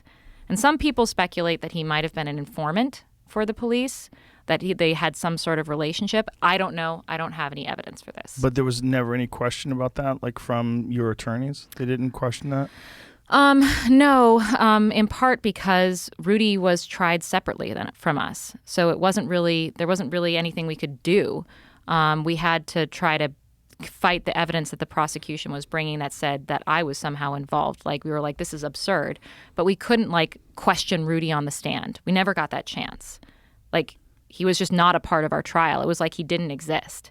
And he had been quietly sort of convicted before us separately, and then everything was about me and how jealous I was of Meredith and how dirty I was and how much of a slut I was and how that conflict, that girl-on-girl conflict, was fatal. And it was all bogus. It was all imagined. And yet that was the thing that really resonated with people. It wasn't the, like, incontrovertible as evidence in the history of this guy. Like, no one cared. No one cared about him. The salacious, Satan-worshipping slut aspect of it, the sacrificing the girl and murdering her and doing it with the two guys you're in an orgy with, like, all that is, like, so sensational. They get caught up in that narrative, and once that seed got planted, there's no stopping the beanstalk. No, especially when it comes at the cost of a lot of professional reputations. Right. Fuck. Yeah, like, I didn't, there was no way that looking back, I wish I had known so many of the things that I know now, even just about how human beings work. Like, I was 20 years old, and I just trusted people. I had lived a pretty, like, sheltered life. I did not grow up in circumstances that were challenging. I grew up in middle class. Like, I could trust anybody. Nothing bad had ever happened to me. And so it never occurred to me that, like, people could have really, really bad motives, even when they think they're doing the right thing. Like, that's the thing that really gets me. When I was, like, sitting in my cell thinking, like, why is this happening to me? It never occurred to me that, like, it's just evil people. It occurred to me that they thought I was evil, and there was nothing I could do to convince them otherwise. There's a moment in the documentary where that investigator says, if they're innocent, I hope they can forget. Yeah. Notably, he didn't say forgive. Yeah. Yeah. Well, then he said, if they're guilty, then, he in divine Italian, justice, blah, blah, blah. Yeah, you're gonna go to hell. Yeah. And they show the surface of the fucking church, and but that is a very telling moment. That motherfucker knew you were innocent. Yeah, and he knew it. I have some interesting thoughts about that, because for a while I tried to reach out to him. Like, I genuinely was like, after everything was over, after the Netflix documentary came out, I kept wondering about my prosecutor. I kept wondering, like, what is up with this guy? Why me? Why me? Like, for him, why me? Because ultimately it really came down to him. There were a lot of people involved, but, like, he was the one running the show. Why me? What is up with him? And the Netflix documentary definitely gave me some insight. Like, I remember the filmmakers showing me that exact clip and being like, what do you think? And I thought, here's a guy who really thinks he was doing the right thing, who I think, at least in part because of that, was motivated with genuine good motivations. I think he had also bad motivations. He had every incentive to not admit fault because that says something bad about him. But I also thought that he had good motivations, that he was empathizing with Meredith's family. And as a father of 4 daughters, he was, like, deeply, deeply empathizing with the experience of losing a daughter. He didn't empathize with having a daughter accused of a horrible crime, but I think he had sort of written me off as a bad girl. And I wanted to talk to him about it because it seemed like if he had ever actually gotten to know me, he would know that that wasn't me. Like that, whatever vision of me that he had in his mind, that wasn't me. And he never really got to know me. Like we had only ever really encountered each other in the interrogation room and in the courtroom where he was actively trying to destroy my life. Did he interrogate you? He came in at the very end for like, I thought he was there to save me, actually, because the detectives told me that the Público Ministerio was coming, and I didn't know what Público Ministerio meant. It means prosecutor, but what it sounds like it means is public minister. I thought maybe he was like the mayor, and I thought the mayor was coming in to save me. And that was not, he was just coming in to sign my arrest warrant, like the arrest warrant to take me to prison. So I reached out to him, and at first he refused to even like look at a message from me because he was like, it's unprofessional. I can't do that. But then I went back to Italy. I don't know if you knew that. I did go back to Italy, and I spoke about trial by media in particular to an Italian audience. And I talked about him and how I thought that it wasn't satisfying to just portray him as a comic book villain in this story. That didn't actually answer to me why this horrible injustice had happened. And I needed to see his humanity and understand his humanity in order to really understand why this had happened to me. And it was after that that he finally answered my letter. And I can't say what he said to me because I promised to keep that between us. But what I can say is that that sentiment that you're pointing to, him saying, if they are innocent, I hope they can forget, is a sentiment that I have felt from him in more explicit terms in our exchanges. I guess that's all I can say about that. Yeah, I get it. When you were convicted and you found yourself in jail and you're 20 years old, what was that first day like? So that was the day that I asked myself whether or not life was worth living. Not because I was feeling an overwhelming desire to kill myself, but because I had had this existential crisis of understanding that the truth didn't matter and that I was not just some kid who was lost and trying to find their way home. I was a prisoner, and prison was my home. And I had to reshape my understanding of what my life was going to be. And I had to ask myself if what opportunities I had left, given the constraints that I was under, were worth it to me. When you look back at all this, people have moments in their life that are horrific, and then they transcend those moments. They recover, they get over it, and they have a deeper understanding of the possibilities of life, because there's lows that they've experienced that the average person will never. So they have an appreciation for daily life. They have appreciation for freedom, for the taste of a hot dog, for a blue sky with clouds, whatever it is. Did you get any value out of being incarcerated? Yes. And I don't want to romanticize prison because not everyone comes away from that experience with that. A lot of people don't come away from an experience where they've had everything taken away from them feeling like they have a bright, sunny disposition to the rest of the world. Like some people come away really broken and bitter and angry and unable to forget everything that they've lost, even when they have everything in front of them. So that isn't to say that it's a guarantee that that's what's going to happen to someone. What I can say is that for me, it did. In part because I, first of all, got a sense of what I was capable of.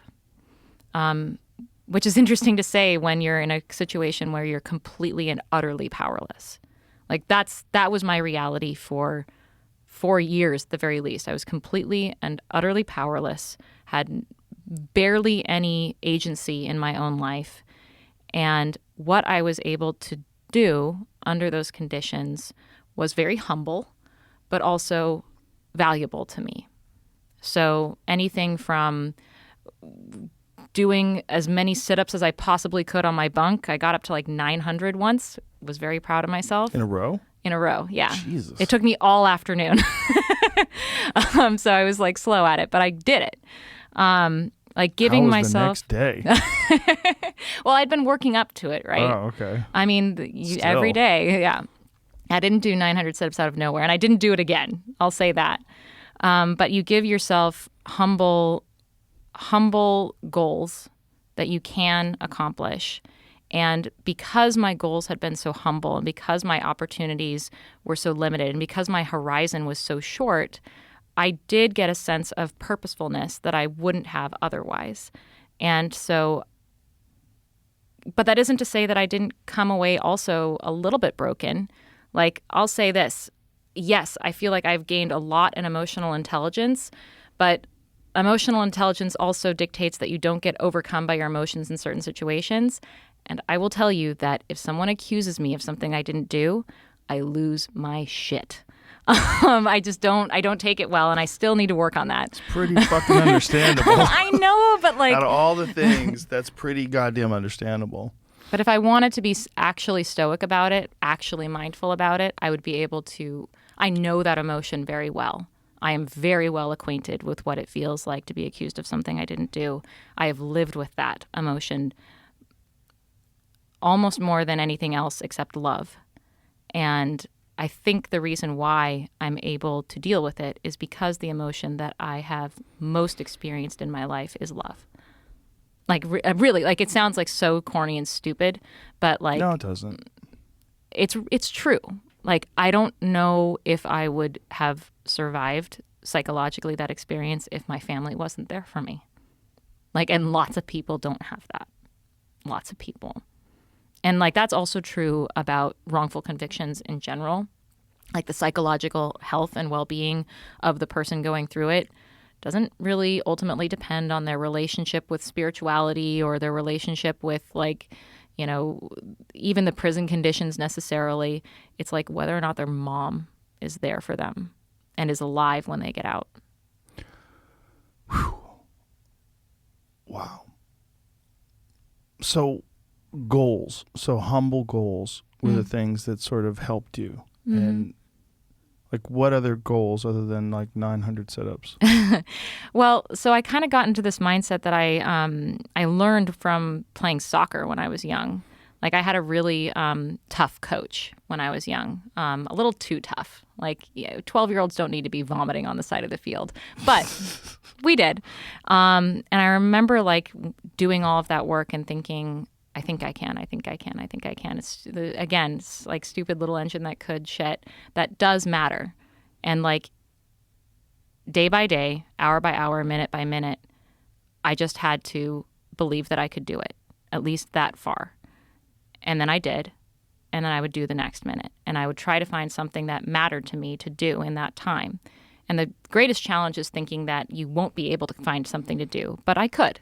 I was writing letters to my family members. I was running. I was doing sit-ups. I was learning how to make pizza dough and rolling it out with a broomstick handle. Like, these are all things that I could do. I became fluent in Italian, and I was actually a huge resource for a lot of the women there because most of the women in that prison were not Italian. They were Nigerian. They were Romanian. They were foreigners. They were people who had been caught up, as drug mules or as prostitutes. And I translated their court documents for them. A lot of them spoke like pidgin English, and they spoke better English than they did Italian, so I was doing that work. Although, like, I remember there was a Chinese prisoner there once, and they were like, Amanda, you're the translator. And I was like, all right, here's a Chinese to English dictionary. I'm just going to point at words in the dictionary to her, And then she's going to point at words, and I'm going to look them up and then translate into Italian so that she can talk to the doctor about how like her tummy hurts. Wow. Yeah. Like the raw need in that place is really, really visceral. And it doesn't manifest it in good ways. It's not like everyone's just like, most of the people in that space were super traumatized and addicted to drugs and like really, really struggling and didn't have support from their family members. And a lot of them resented me because I had all of my teeth and had visitations every week. And that made me sad because I felt for them. It also made me a target for lashing out because a lot of people in that space don't have good emotional intelligence and impulse control. But you do what you can, and that's the hustle. So was there any anger at you thinking that you were guilty in jail? No, there was anger at me that I wasn't forgotten. That you weren't forgotten, that you weren't abandoned, that there were still people coming to visit you? Mm-hmm. And that, people like there was the sort of fame angle, like everyone knew about my case. It was constantly being talked in the news. But I think ultimately it came to the issue it's less the fame issue than the forgotten issue. No one forgot me. My family didn't forget me. The media didn't forget me. Everyone Did you else. try to mitigate those feelings that those other prisoners had towards you by reaching out to them? Or was that possible? I tried to do what I could, but most of the time I tried to be invisible. Unfortunately, I remember I had this like really difficult conversation with one of my cellmates. She wanted to like fight with me in order to we were having a discussion about like where to keep like the snacks in the cell or something, and she was like mad at me and she wanted to fight me in order for us to like get the emotions out and get our frustration out and then be cool. And that's just not how I function. I don't fight people. I'm not a fighter. And so she kept getting more and more frustrated with me because I wouldn't fight her. And I couldn't meet her at that level. I'm more of a stoic than an emotional, impulsive, like actor-outer. And so I couldn't meet her at that level. But what I could do is talk to her about like the schooling that she was doing. And most of the people that I was in there with were illiterate. So really like I could write their letters for them. That was my big thing. That was my hustle, really, was writing people's letters for them. What was a normal day for you? Normal day was get up around 7 when the medical cart goes through the hallway. Everyone else was getting their, methadone or whatever it was. I didn't get anything. And then you stay in your cell. You make yourself a little espresso. And I planned my day, all the things that I wanted to accomplish that day, which again were usually pretty humble. The breakfast cart comes around. Breakfast was like either hot milk or coffee or tea. So you just sort of stuck a jug out through the bars of your cell and they filled it up for you and pulled it in. And then I would usually eat that with some crackers that I bought from commissary. And then shortly after that, they would give us aria, so time to go outside in this like little cement block area. I would do some jogging. Then I would come back inside and sit in my cell and read or write letters for hours and hours and hours. Lunch would come around. I don't have to tell you that like it's not great food. Then I would sit. When you say not great food, like what kind of food? Well, it was always 3 things: a vegetable, a starch, and a meat. But it was always very, very simple. So it was just like, boiled spinach, some pasta, and some like really crappy, cartilagey meat. And it was like that every day. I know that like on Christmas, they would give us panettone. They would give us little mini panettone. But it was not. What is panettone? Panettone is that like, oh, you're Italian? Come on. I don't remember it. I'll have to send you some panettone for Christmas. It's their like traditional like fluffy cake that has usually like confectionery in it or like little, raisins and stuff like that in it. It's just traditional. But then the afternoon I would spend again in my cell. There would be a second opportunity to go to Aria. I might go outside, go run, come back inside. Then there was what was called socialità, an hour when people were allowed to go into other people's cells. And so that's when I would go into another person's cell and spend that hour writing their letters for them. And then I would go back into my cell around 8, maybe watch whatever soap opera my cellmate wanted to watch, and then go to bed. And then all over again. And in the meantime, someone was working on your defense. Yes. So you would get updates. I would get occasional visits from my attorneys, and they would update me. But, there were long stretches of time when nothing could be done. Like right after my conviction, there was like a year where there was just nothing to be done because I was waiting for the opportunity to take that to appeal. So I was just there for a year, living as a prisoner. When you finally did get through all of it 8 years later, how long before you could sleep and not have nightmares about being back in jail? Oh. So it comes in waves. There are times when it feels really heightened and something triggers me and makes me think about it a lot more. I can't say that it happens a lot today. It's been a bit. What is it? It was 2015, so it's been 6 years since it's been all over. I think I don't have them often though now. So I think maybe like a year before I stopped having them pretty regularly. And again, like it's also because you get into a mindset of a prisoner, right? Like there was a long period of time where I was still washing my underwear in the sink just because like I had gotten into that rhythm. My mom was like, "You're crazy. We have a washing machine." It's dumb. Did you maintain any other prison habits? Yeah, bathroomy ones. Bathroomy? Yeah, like they had like so in the bathrooms there was the shower, there was the toilet, and then there was the like bidet thing that was an actual totally different sort of sink setup. And I got really used to that being where you wash your clothes, where you wash yourself, where you wash your feet. And I miss that to this day. I miss having that extra little appliance in my bathroom. Why don't you get one? I should, yeah. But I mean, it's expensive to like redo your whole bathroom. Right. One day. What do you do now in terms of like as an occupation? So I am a podcaster. I have a podcast called Labyrinths, and I produce and host and write with my husband, Christopher.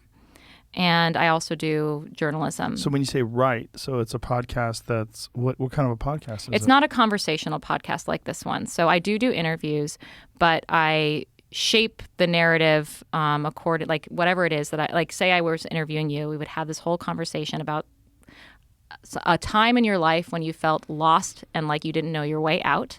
You would tell me a story, and then depending on how you tell that story or what kinds of interesting things we could then take away from that story, I might write VO around that, cut and chop the interview so that we got through some parts that were going a little slow, and tell a story that frames your experience through your voice, because I really believe that that's really important, that stories are often told about people and not by people. And in bringing what my own perspective into it. So, a good example of this is talking to Samantha Geimer, who was raped by Roman Polanski when she was 13 years old. She often felt like people were trying to have her be a voice for their narrative, and that her voice never fit into anyone's narrative correctly because she wouldn't play just like the innocent victim who was wanting retribution at all costs, and she wasn't going to be, the person who was making excuses for him. She wanted to be this middle ground where she wanted accountability from him, but she didn't get it through the criminal justice system and actually was exploited by the criminal justice system. And no one would listen to her when she talked about how the way that the media and the criminal justice system treated her was actually worse than the rape itself. And I listened to her and gave her that opportunity to talk, and I was able to relate to that in a lot of interesting ways and bring in my own insights into that conversation, but through VO. How did she say she was exploited by the criminal justice system? So she never wanted to take that case to trial, ever, because she did not want to have to stand in front of a jury and talk about how, to go through the trauma of having to relive that experience in front of an audience. What she wanted was accountability from him, and she wanted to move on with her life. This was how many years after the rape? Oh, this was immediately. When she was she never wanted to take it to the authorities. Her mom did. So she was 13 and they were making her do this in front of a judge and a jury? Yes. And the judge and the jury wanted to nail Roman Polanski because he was this big, case. And she was like, I don't want to be a part of this. And they basically vilified her for not wanting to be a part of it. Meanwhile, the defense is vilifying her for being this Lolita. But throughout her entire life, she's like, look, Roman Polanski eventually apologized to me. He and I came to an understanding and some kind of accountability on our own, no thanks to all of you. And meanwhile, you keep dragging me back into the news every decade. And paparazzi come into my house, come outside of my house and harass my family because I am the rape girl for you. I'm not going to be your rape girl. And she's very, very forceful about that and very strong about that. And I kind of respect that because of all the people who should be able to define themselves in that moment, it's the person who is the victim of the crime.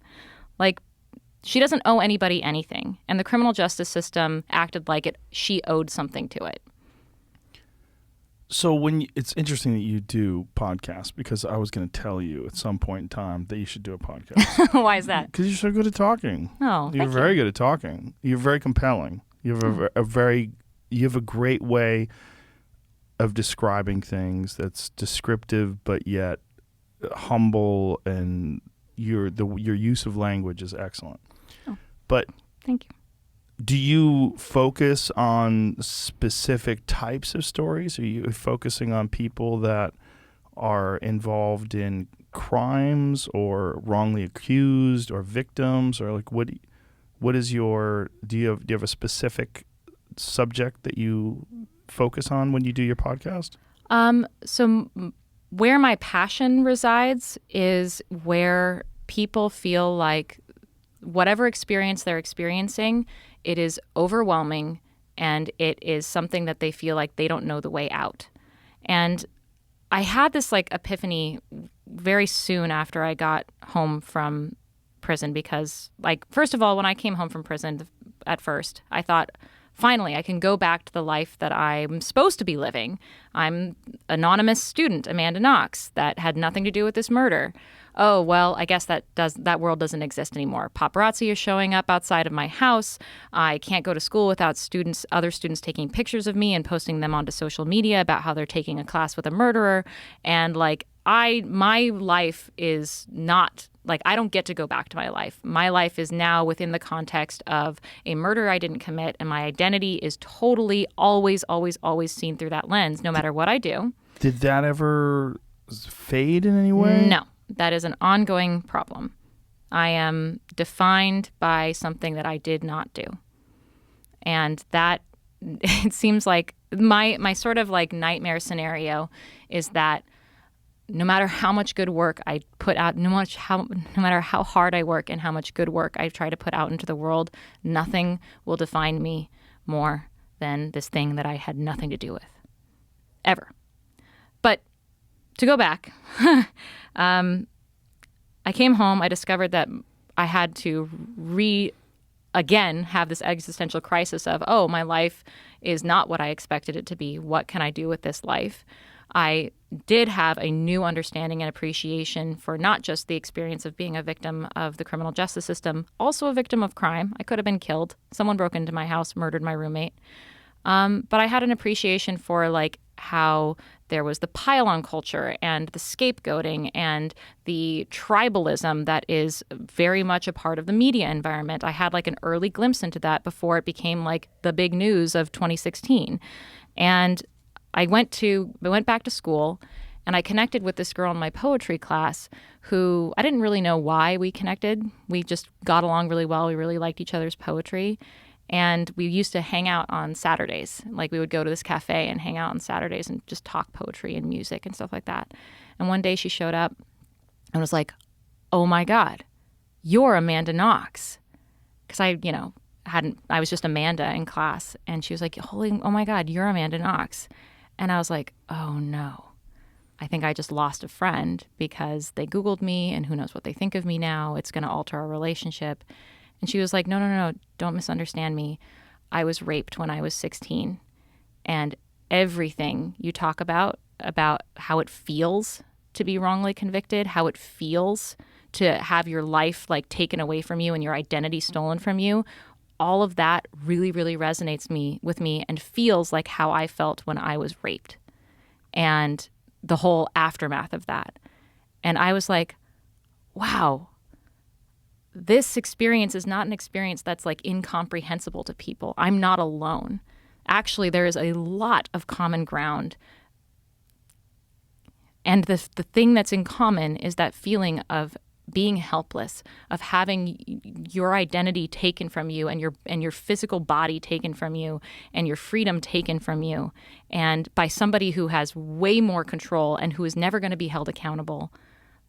All of that resonates with a lot of people's experiences. And so I like to find the common ground in those experiences and try to give a sense of ownership back to the people who find themselves stripped of their agency in those kinds of situations. How do you choose who you speak to? A lot of times it's just who reaches out to me. How many of these have you done so far? So let's see. The first season, we've had many, many episodes. I'll just send them to you. Do you speak to many people who are wrongly convicted? So I have, but that's not the sole purpose of my podcast. And if anything, like I'm also working on other things where I talk to wrongfully convicted people. But this podcast is not specific just to wrongfully convicted people. Obviously. Yeah. All the things you've talked about earlier. But when you speak to wrongly convicted people, what I was going to get to was other people who have been incarcerated for crimes they didn't commit. Is there a kinship? Is there a different? Oh. Yeah. Yeah.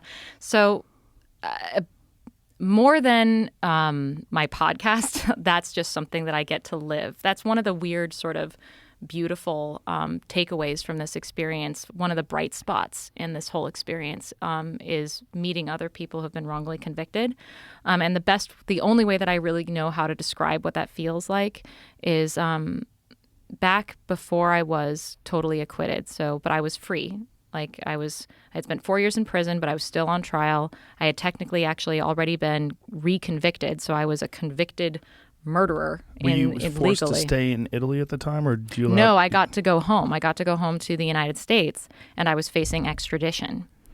And while that was going on, the director of the Idaho Innocence Project reached out to my mom and said, "Hey, we have a conference every year where we invite wrongfully convicted people. It's going to be in Portland. That's not far from where you live. You need to take Amanda." And of course, my thinking at that time was, right now I'm convicted, and the last thing that I want is to walk into a room full of strangers who know my face and know my name. That is the last thing that I want to do. I just want to hide.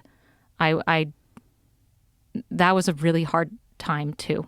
A lot of people think that like the prison time was hard, but also the living free while being on trial and being convicted and facing extradition and not feeling like you can actually live, like you can set down any roots, that you can make any friends, that you can have a job, that you can have a life. Like that's also real. And that was the space that I was in when my mom forced me to go down to Portland with her. And I remember being in this like hotel conference space, like, you know, the bad lighting and the horrible carpet and these like ballrooms.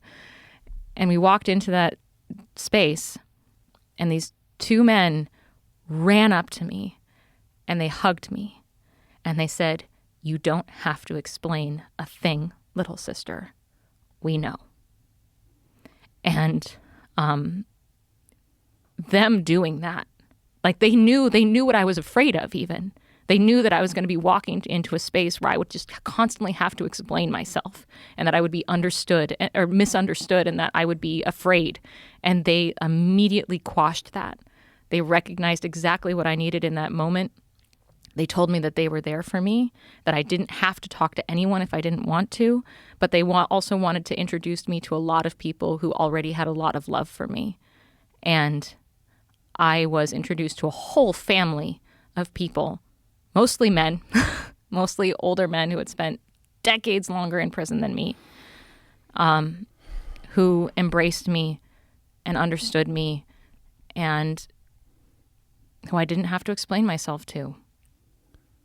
What kind of like coping skills and like what did you have to learn in order to deal with the fact that your life is irrevocably changed? Like this idea that you were going to get out and that now you could go back to being anonymous Amanda Knox and just go to college. When you realize that was over and that your life was, it's just not going to happen. How did you reset? How did you change the way you interface with the world? In a similar way that I did when I had to reset in prison, right? Like the question is, what can I do? What can I do? What literally can I do? What is the best thing that I can do? Do it. That's what I ask myself. Like, what can I do? And do it. There's nothing stopping me. No one's putting me in jail anymore. And has anything shifted in the way people talk to you? Have more people given you the benefit of the doubt? It definitely changed. There was a shift after the Netflix documentary came out. I didn't know how people were going to think of me after that documentary because, you know, like it showed some embarrassing moments for me. I'm a 20-year-old kid saying stupid shit. I didn't think there was anything embarrassing about it at all. Oh, well, I have a friend who was the other girl on that, like, they show this phone call between me and a friend of mine, and she's mortified. She is not even named, but she's mortified that at 20 years old, she was like, "Hey, it's okay. You have a boyfriend. Things are cool. Like, you're having the time of your life." And she's like, "Listen, thank God no one has recordings of me when I was 20. Everyone's stupid at 20. Yeah. Everyone's stupid at 25. Yeah, you know, that's true. We're stupid at 35. Yeah. People are dumb. I'm working up to that level You of can find a stupidity. podcast of me from fucking 3 weeks ago that was probably dumb. There's no escape from humans. Yeah. You know, we're goofy. Yeah. And I think we should allow ourselves to be goofy You and have to to. make mistakes. You have to. You have to. It's the only thing that'll keep you sane. Mm-hmm. If you want to go back and think about everything that you've ever said or done that's stupid, you'll be a prisoner. You'll be a prisoner of your thoughts and your behavior, and you'll be defined by it forever. Yeah. And I think that it's important that, like, it's good to know oneself, but it's also good to remember that you don't just stop being a person and defining yourself in the past. Like, you still have a whole other part. You're still present, and the present is yet to be defined. You're also this thing that fluctuates wildly. Yeah. You know, I mean, that's why morals and ethics are so important, because you have to have some sort of consistent framework. But the who you are right after someone cuts you off in traffic versus who you are after a friend gives you a hug and wishes you a happy birthday versus who you are when you're in love versus who you are when someone breaks up with you versus who you are when you get a promotion versus who you are when you get fired. Like, fuck. Like, we vary so much from moment to moment and day to day. We vary depending upon who our friends are. We vary depending upon how our family members are doing.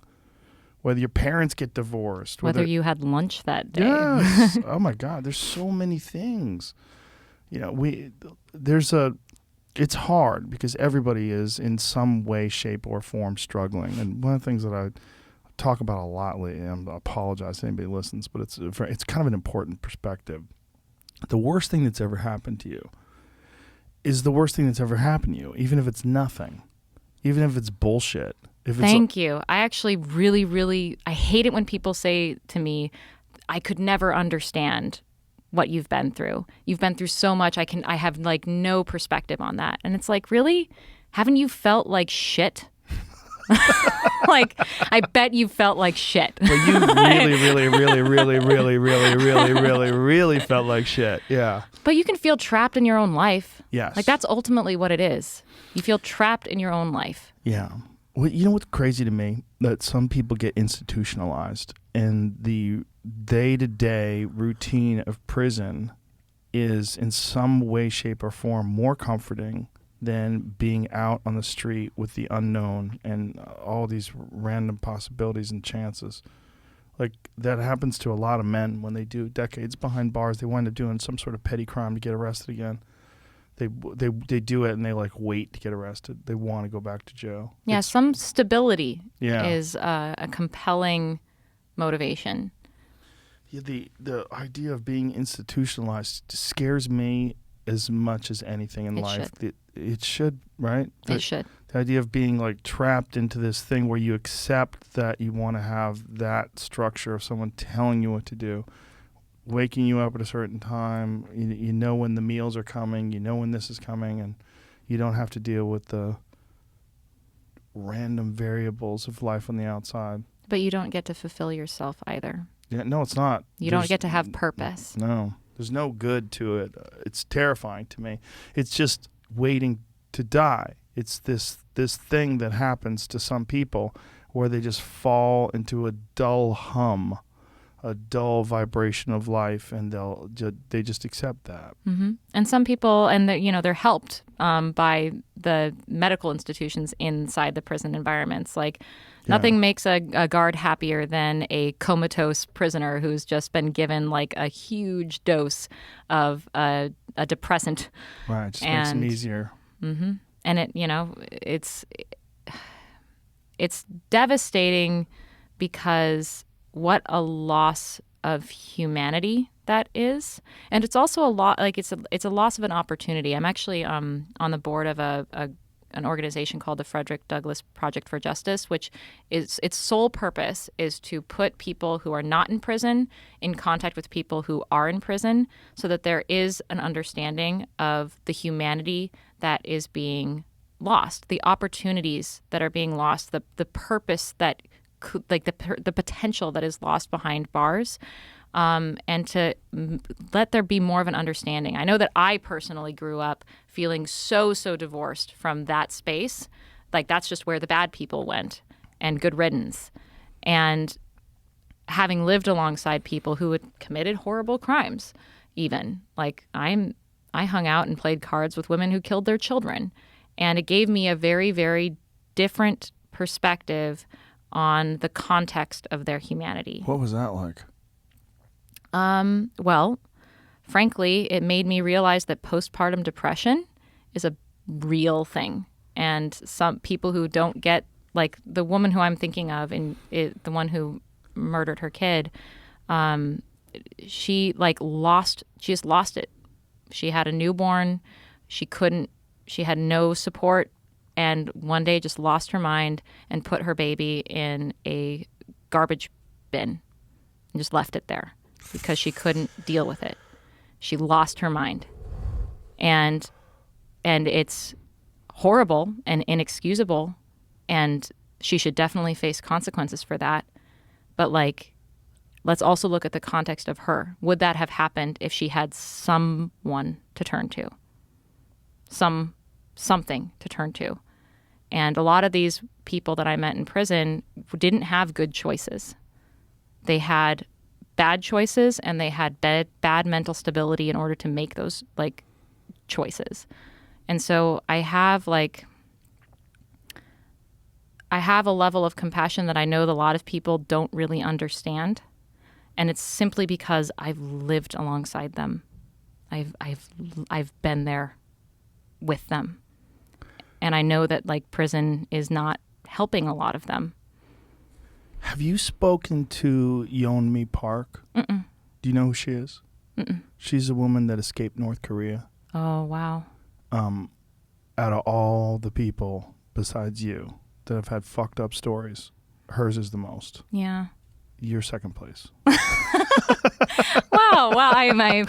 Thank you, sir. You won silver. I'll take silver. Her story is so crazy that I think you and her would have an amazing conversation. Where is she at? Like, what's her situation? We'll talk afterwards. I'll tell you like how to get in touch with her because she's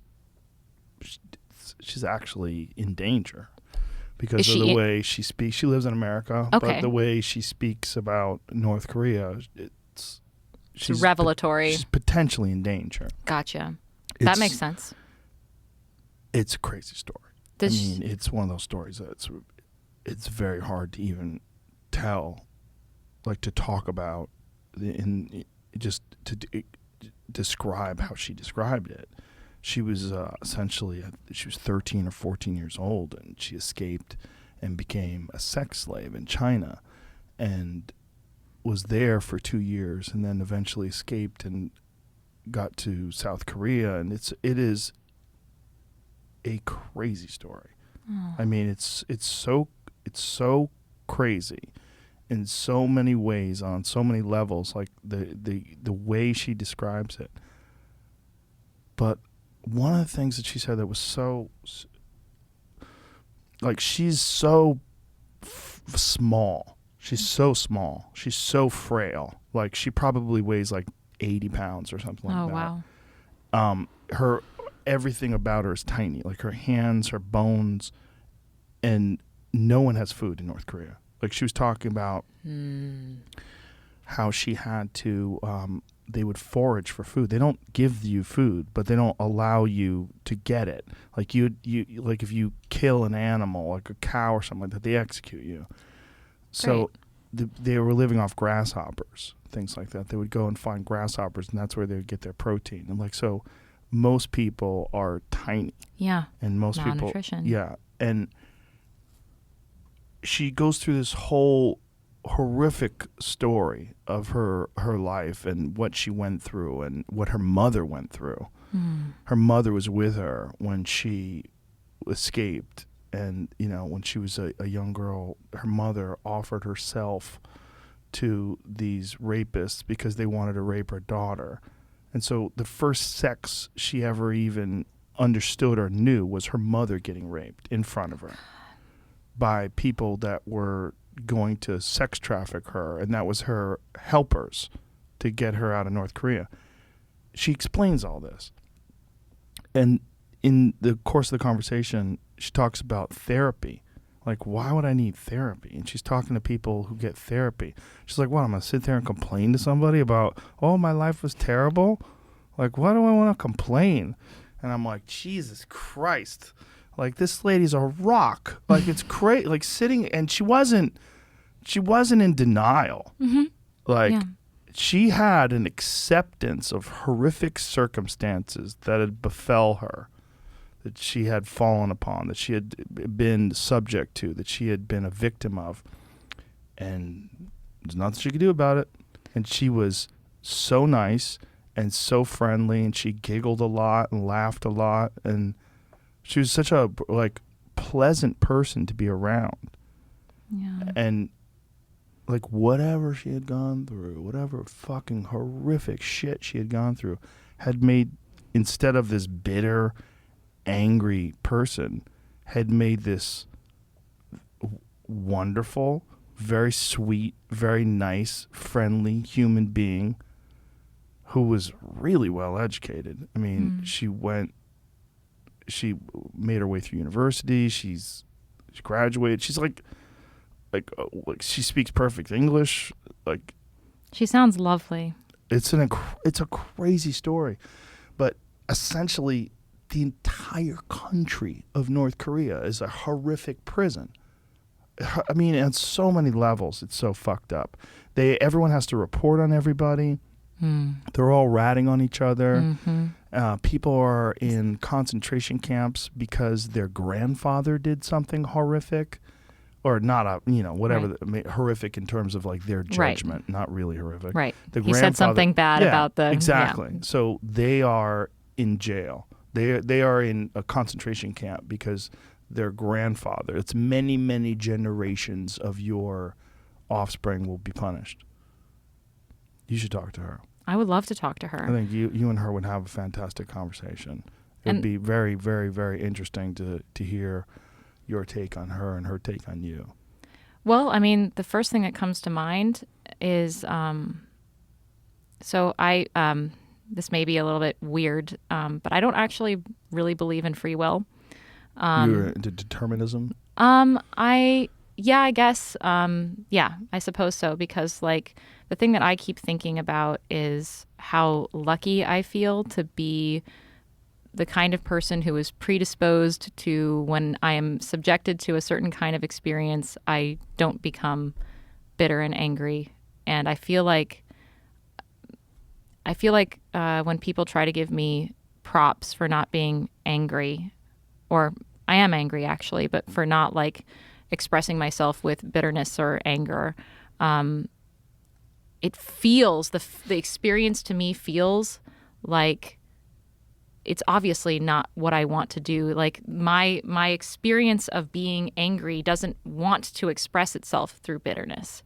And I wonder if her experience is a little bit the same way, where she's like, it instinctually feels to me like the way to deal with this emotionally is to be really stoic and practical and mindful about it. And not everyone who goes through those kinds of experiences is going to emerge that way. And I feel a sense of like compassion for those who don't demonstrate resilience, because a part of me wonders whether they can. Like if you were to rewind their life and do something slightly different, would they have made any different choice and been any more resilient? And I can't really imagine that. Nor can I imagine, like, I guess it makes me a little bit more forgiving of those who don't live up to the way that life, their best selves and the best way to respond to bad situations.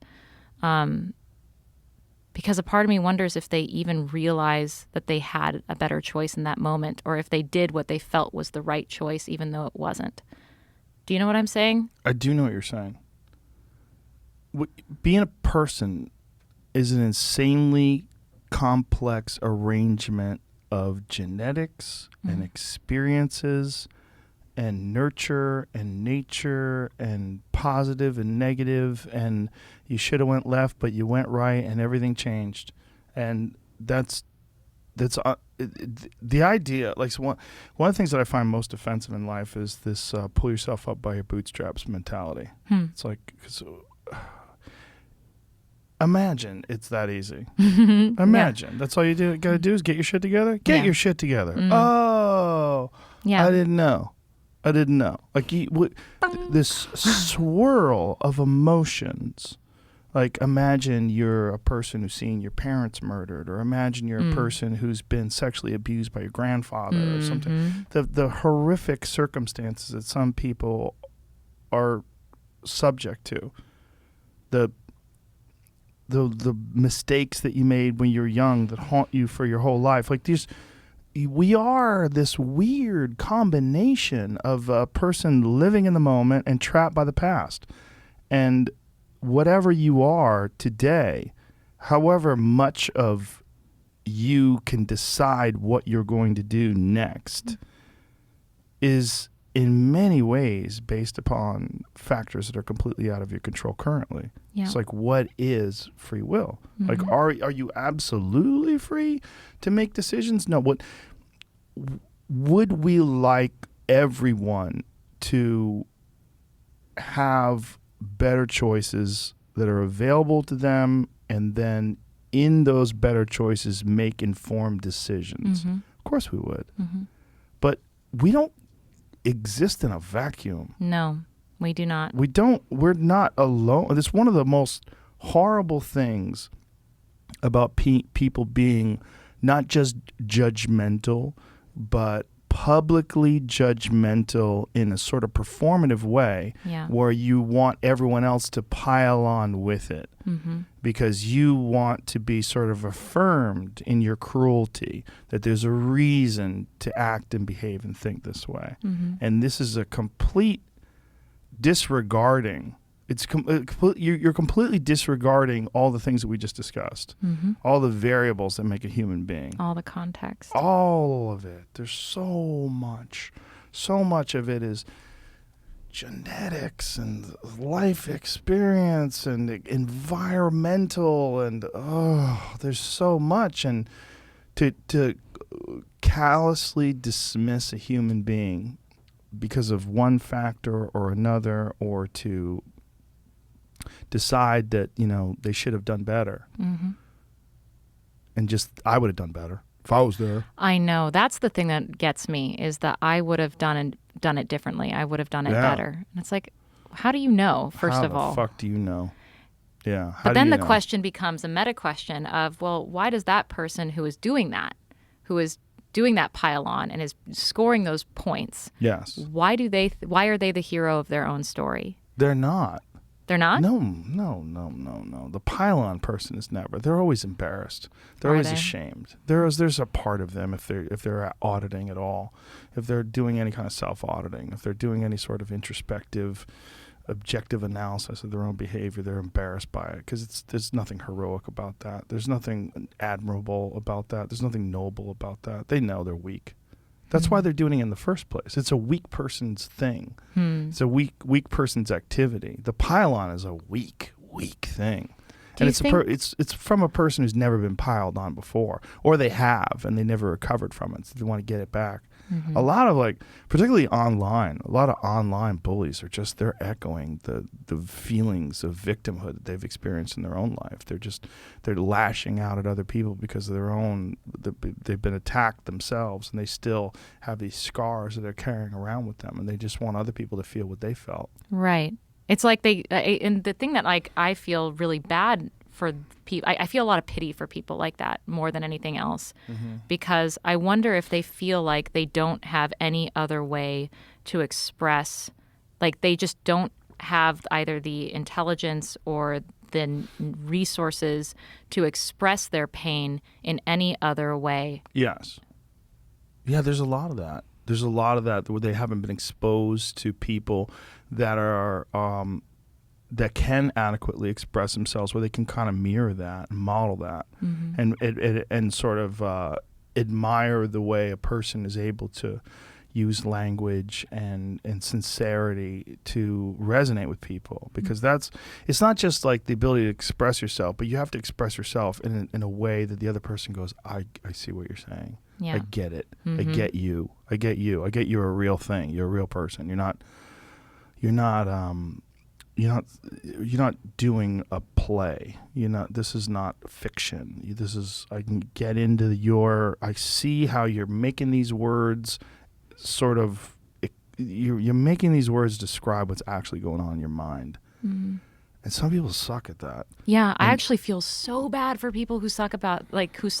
It's hard. I know a number of wrongfully convicted people who, they spent 40 years in prison. They didn't get media training. And so it bugs me out when somebody, a reporter, puts a microphone in the face of a person who's just walking out of prison and is like, how does it feel? It's like that person does not have the words to describe what it feels for them right now. And actually, like, their first thought walking out of prison is not going to be like their best thought about their experience. Like, they need time to process it, and they probably need help finding the words for it, because ultimately words are not just this thing that we can take for granted. No, it's a very complex skill that some people are just way better at than others. And also, like, getting someone out of prison and sticking a microphone and intruding like that into their experience and saying, how does it feel? Like, fuck you. And to treat it like that is the only moment in their life where they're going to have the opportunity to feel heard by anyone. Oh, yeah. Well, it's just, you don't have the right to get involved in their experience and just record it and force them to express themselves. I feel very strongly about that. Like, that people, like, I don't do random, like, I show up at a restaurant and someone asks me questions. I don't do those. That's not how you talk to people. No. It's not a way. You're not going to get an accurate impression of who that person is. You're just trying to get a weird gotcha thing. Yeah, you know? no, they're not interested in who that person really is. No.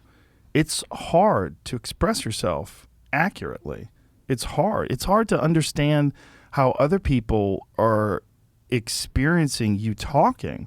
That's one of the major problems that people have, particularly like people that maybe weren't around a lot of educated people, weren't around a lot of articulate people. They don't really see how other people are seeing. They have an idea of how they'd like to come across, but they don't understand how other people are interpreting that idea. And then oftentimes it fails miserably, and they don't understand why, but it's just because it's so insanely complex. It's so insanely complex just to be a person, but to express yourself. To express yourself where you feel like, I think Amanda Knox knows who I am. I get it. I think she gets it. It's fucking hard.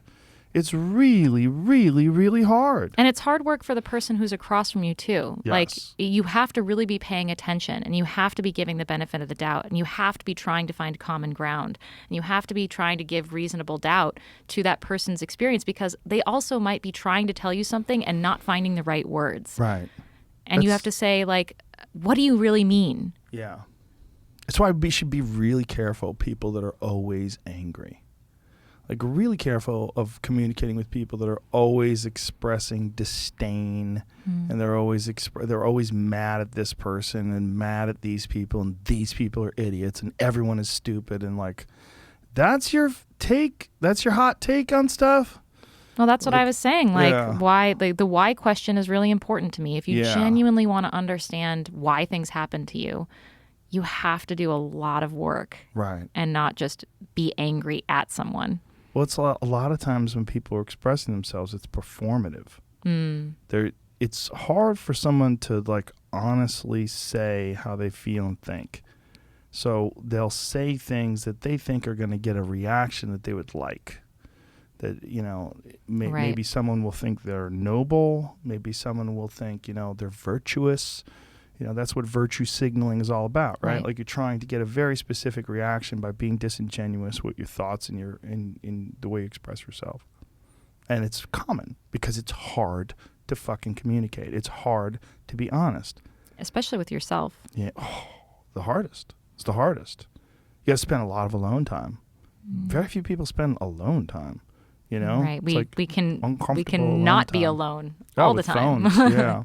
My favorite alone time is the sauna, because I do it every day, and I used to listen to books on tape. I used to do a lot of that. I listen to books on tape in there, but I've realized that in doing that, I'm distracting myself from my misery of I was about to sauna. say you're spending that time with someone else's thoughts. Yeah, I'm just, like, distracting myself, and I'm getting the physical activity or the physical benefits of the sauna, but I'm not getting the alone time with misery.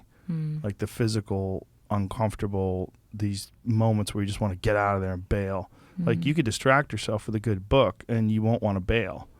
But there's a benefit to learning who's in there. Like, who's in that fucking head when shit gets hot? Who's in there? Yeah. You know, and there's a lot of people that don't like that guy or that girl or that they, whatever the fuck you want to call yourself. They don't like whoever it is when things get rough. And so they never get to know that person. They always blame the world. They're always lashing out at others. They're always finding fault in everyone else but themselves. Yeah. Yeah. I wonder if like a hunter-gatherer is actually way better equipped to deal with internal turmoil because they're ultimately foraging around for mushrooms all day. I could do that. Oh, for sure. I love that. Well, there's something to that. It's, you know, there's a book that I'm reading right now by my friends Heather Hying and Brett Weinstein. It's called Hunter-Gatherer's Guide to the 21st Century. I just heard about that this morning. Is it good? It's really good. Cool. Yeah.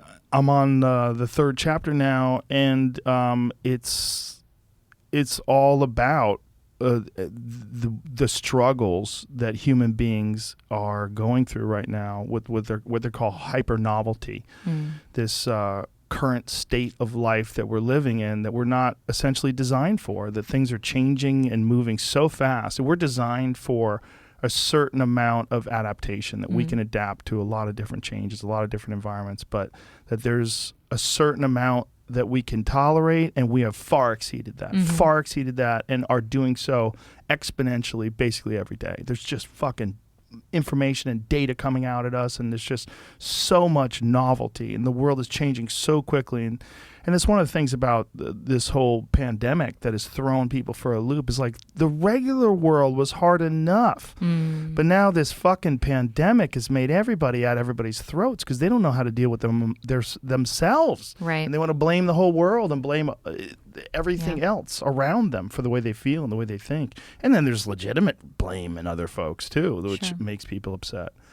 But it's a great book. And yeah, I'm just trying to imagine, like, you know, if you think about it, a hunter-gatherer spends a bunch of their time just being able to follow the same rhythms and, you know, be aware of their own thoughts all for a long time. And when an adaptation happens, it's usually a threat to their existence, first of all. So if you're constantly adapting, does a primitive part of your brain think, I am under attack? And is that what novelty is to us? Is like, sure, it can be like fun, but also are we a little bit under threat all the time? And are we a little bit like in survival mode all the time because we're having to constantly adapt and there's like no stability? There's certainly like the potential that we're under threat, right? Because a change could be, it could lead to an invasion or starvation, or it could lead to the development of a new tool that can help you hunt, or a new ability to control fire, or what. Right. I mean, I think that's one of the reasons why people are always like seeking out new things and innovation. I mean, it's like we're obsessed with innovation. We're like, look, the new iPhone 13 just came out. Do you know about it, Amanda? Looks fucking exactly the same as the iPhone 12. Your experience will vary as slightly as humanly possible. It's a very small. These are 120 hertz refresh rate. Such a better camera now. I heard the camera's amazing. Like, it's not going to make it makes almost no difference. Like, I have multiple phones because I have multiple phone numbers. I have like a ABC number system that I've had to implement in my life as I've gotten more notoriety. So one of my phones is last year's phone. And I don't fucking notice any difference when I use it. It's the same goddamn phone as this one, which is the new phone, or this year's is the 12. It's the fucking same phone. I wonder if everyone is just chasing that feeling, like they want to be a part of the next feeling when there is a big leap in the technology, right? Like when the iPod came out, that was a kind of a big deal. Like that changed the way that people experience music itself. And so I feel like everyone within, like, at least the way that they're commercializing these new iPhone, it's revolutionizing the technology. It's like, no, it's not. No. Tell me when it really revolutionizes the technology, and then I'll opt in. Well, I have a dark thought on that. My thought on that is that human beings are essentially innovation creating things because we're creating the next form of life, and that we're like a little caterpillar making a cocoon and we don't know why we're doing it. This is what I discussed that with Brett, actually. I really believe that. I think that I just our hope obsession. I hope that our AI overlords want to keep us like cute little puppies. I don't That's think my. it's going to happen. You know what I think is going to happen? I think we're going to integrate. Oh, okay. Yeah. I think we're going to merge with technology. Well, and that's we're one gonna of be the a resolutions to the Fermi's paradox. hybrid. Yeah. Because, Right. like, what if we just gain enough technology that we have a whole different form of existence and we create internal worlds instead of exploring external ones? Yeah, I don't think Fermi's paradox. We were talking about that before the podcast. I don't think it's correct. I just think if you are from a planet or another dimension, and you are like, imagine, right? If you're in some sort of an environment, some sort of solar system that has less chaos, right? So there's less potential for being hit by asteroids, which is a big factor. Right. And then let's imagine that the biological diversity doesn't focus as much on tooth and claw and has figured a way out of that. Like maybe there's enough resources that they don't struggle as much, and there's enough maybe like physical distance between predator and prey in certain circumstances where some animals or some beings are able to figure a way around their circumstances to develop technology without ever implementing it as weapons upon each other. Right? That's another problem, yeah. Right, it's a problem. But I mean, there are peaceful animals that are very similar to us. Like bonobos are a great example of that. Right. Regular chimpanzees are fucking ruthless murderers. Right. But bonobos, They're just sexy. they're just horny. Yeah. They're just freaks. That's fine. But it's weird because they're wild, right? So we know these variabilities, like random mutations and natural selection, and then evolution drives culture in some strange way that creates these environments where somehow or another they can thrive by not killing each other. Yeah. Whereas the other chimps are fucking plotting, and without even a language, they figure out a way to like find chimps that are in another neighboring tribe Corner and beat them them to death. And it's weird because they're our closest relatives, but the two chimpanzee tribes that we're aware of, the bonobos and the regular chimps, they exhibit similar behavior to some humans, and then similar behavior to the worst humans. Like some human, maybe it's not the best just be fucking everybody, but there's something about the fact that they don't kill each other when they're in this environment, the same environment that the chimps who do kill. And it's weird. Yeah. It's weird. It is weird. Yeah. How does that happen, right? And then there's other intelligent animals that don't get to manipulate their environment. So we get to see what it's like to be a dolphin, right? You follow dolphins and you're like, this is fascinating. They have a cerebral cortex that's 40% larger than a human being's. They have this complex language we can't decipher. We don't understand what they're saying, but we do know they have dialects. We do know that the sounds they make vary upon their geography, where they live. So what are those? What are those giant brain things that don't manipulate their environment but clearly are intelligent? They dolphins alert other humans that people have fallen off of boats and show them how to get to them. They're weirdly intelligent. They're also kind of rapey, though, right? Super rapey. Yeah. Not just rapey. They kill babies.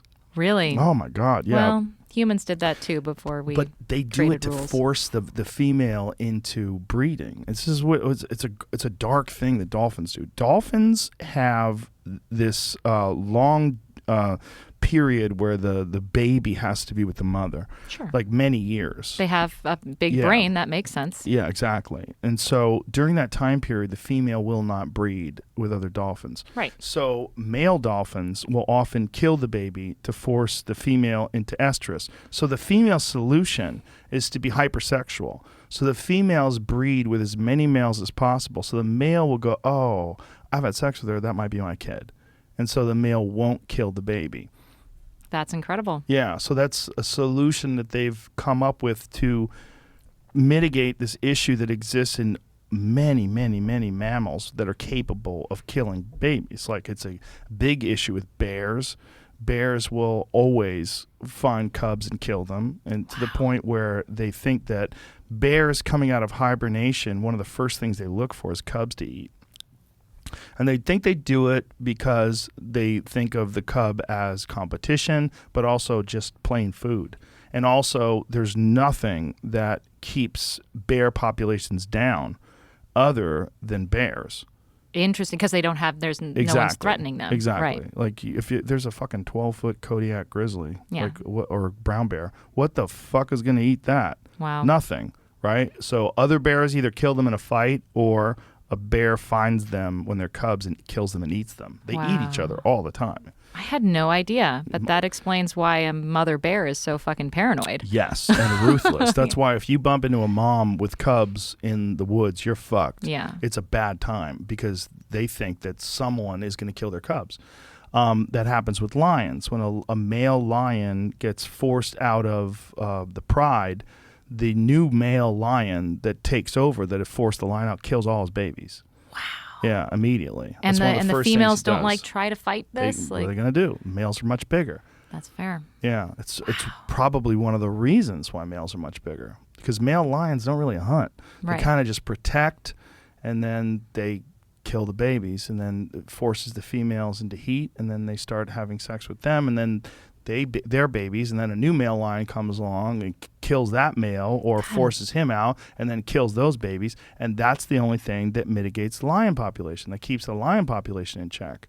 Like, there's all these sort of natural, horrific, But, cruel like, and ruthless logical. systems. Logical, yeah. Logical if you're objective and you took emotions out and you say, oh, I see what it's doing. That's my concern with human beings. My concern with human beings is when I take logic and I take all the emotions and all the things I love about people and I say, well, what is this thing doing? Well, if I was something else from somewhere else and I was looking at this life form known as human beings, I would say, oh, it makes better things constantly. That's all it does. Like, it doesn't ever get satisfied like a beehive. Mm-hmm. Bees make a beehive and go, this is what we do. We This make is great. beehives. Yeah. They don't say, fuck this, we need to make condos. Right? They don't say, No, we they need do not. planes. I could fly in a fucking plane if I could have a plane. They don't do that. They just make beehives, right? But we don't do that.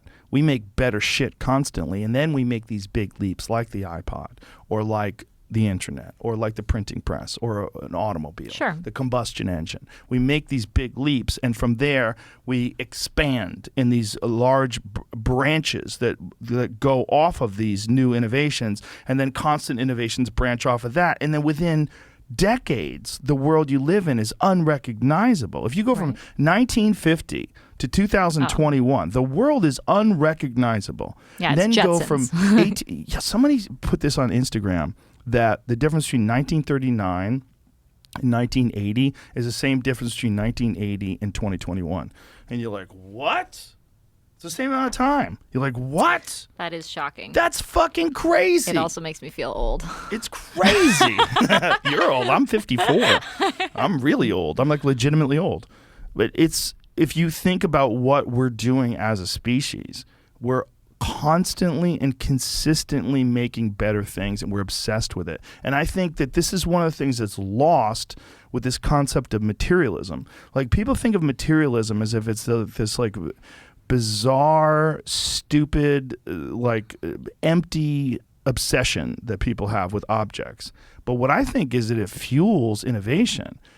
Innovation, particularly like things like iPhones and stuff like that. Like, what do you really need anything better than an iPhone 2 or 3? Or No. not really. No, that's not the point. Right, but Yeah. what is the obsession with getting a faster processor? If you're not like editing video and it's not saving you time in your work week, like, what is that obsession? There's an obsession with the newest, latest, greatest, best. And if you have an old iPhone, people are like, what are you, poor, man? Why you got the fucking big borders on the top and the bottom of your screen? Right? There's like a thing, we want the newest, latest, greatest. But Status. Yes, it's status. But why? Why is that status tied in to newer things? Well, it's because it's difficult to attain, and it shows you have a stat. Okay, but there's more to it. The ultimate motivation is to fuel innovation. It fuels newer, greater objects. Newer, greater objects, but mostly technology. It's not like newer, greater chairs. Sure. Right? We're not looking to have newer, greater lamps. We're looking for newer, greater objects that are technologically based, because we're given birth. We're working towards this new thing. And this new thing is going to be a life form. It's probably going to integrate with us. It's probably going to be, we're going to be forced to merge with it because if we won't survive. Someone's going to do it. Like what Elon Musk is proposing, this whole Neuralink thing where they're going to drill a hole in your head and stick wires in there. Yeah. And it's going to change the way you interface with information. It's going to change the amount of bandwidth that gets into your brain. The way you, and he eventually said that you're going to be able to talk without words. How the fuck are you going to compete with people that are doing that? No, you can't. If you don't do that. You're going to No, do we're that. going to be the Neanderthals. Right. And we're either going to integrate or we're going to go extinct, for sure. And that's going to be the iPhone 1. That stupid looking thing that if you saw it today, you're like, you want an iPhone 1? You're like, fuck that. Give me that 13. That one with the little tiny border at that's the shit. I want the new thing. That's what's going to happen. It's going to happen. It's going to happen so quickly. It's going to happen as quickly as, look, iPhone 1 to iPhone 13 is like, what is it? 14 or 15 years or something like that. It's not, I think it was like 2007 was the first one, right? Yeah, it came out. That's not that long. That's not long. That thing looks like shit now. Pull up an iPhone 1, young Jamie.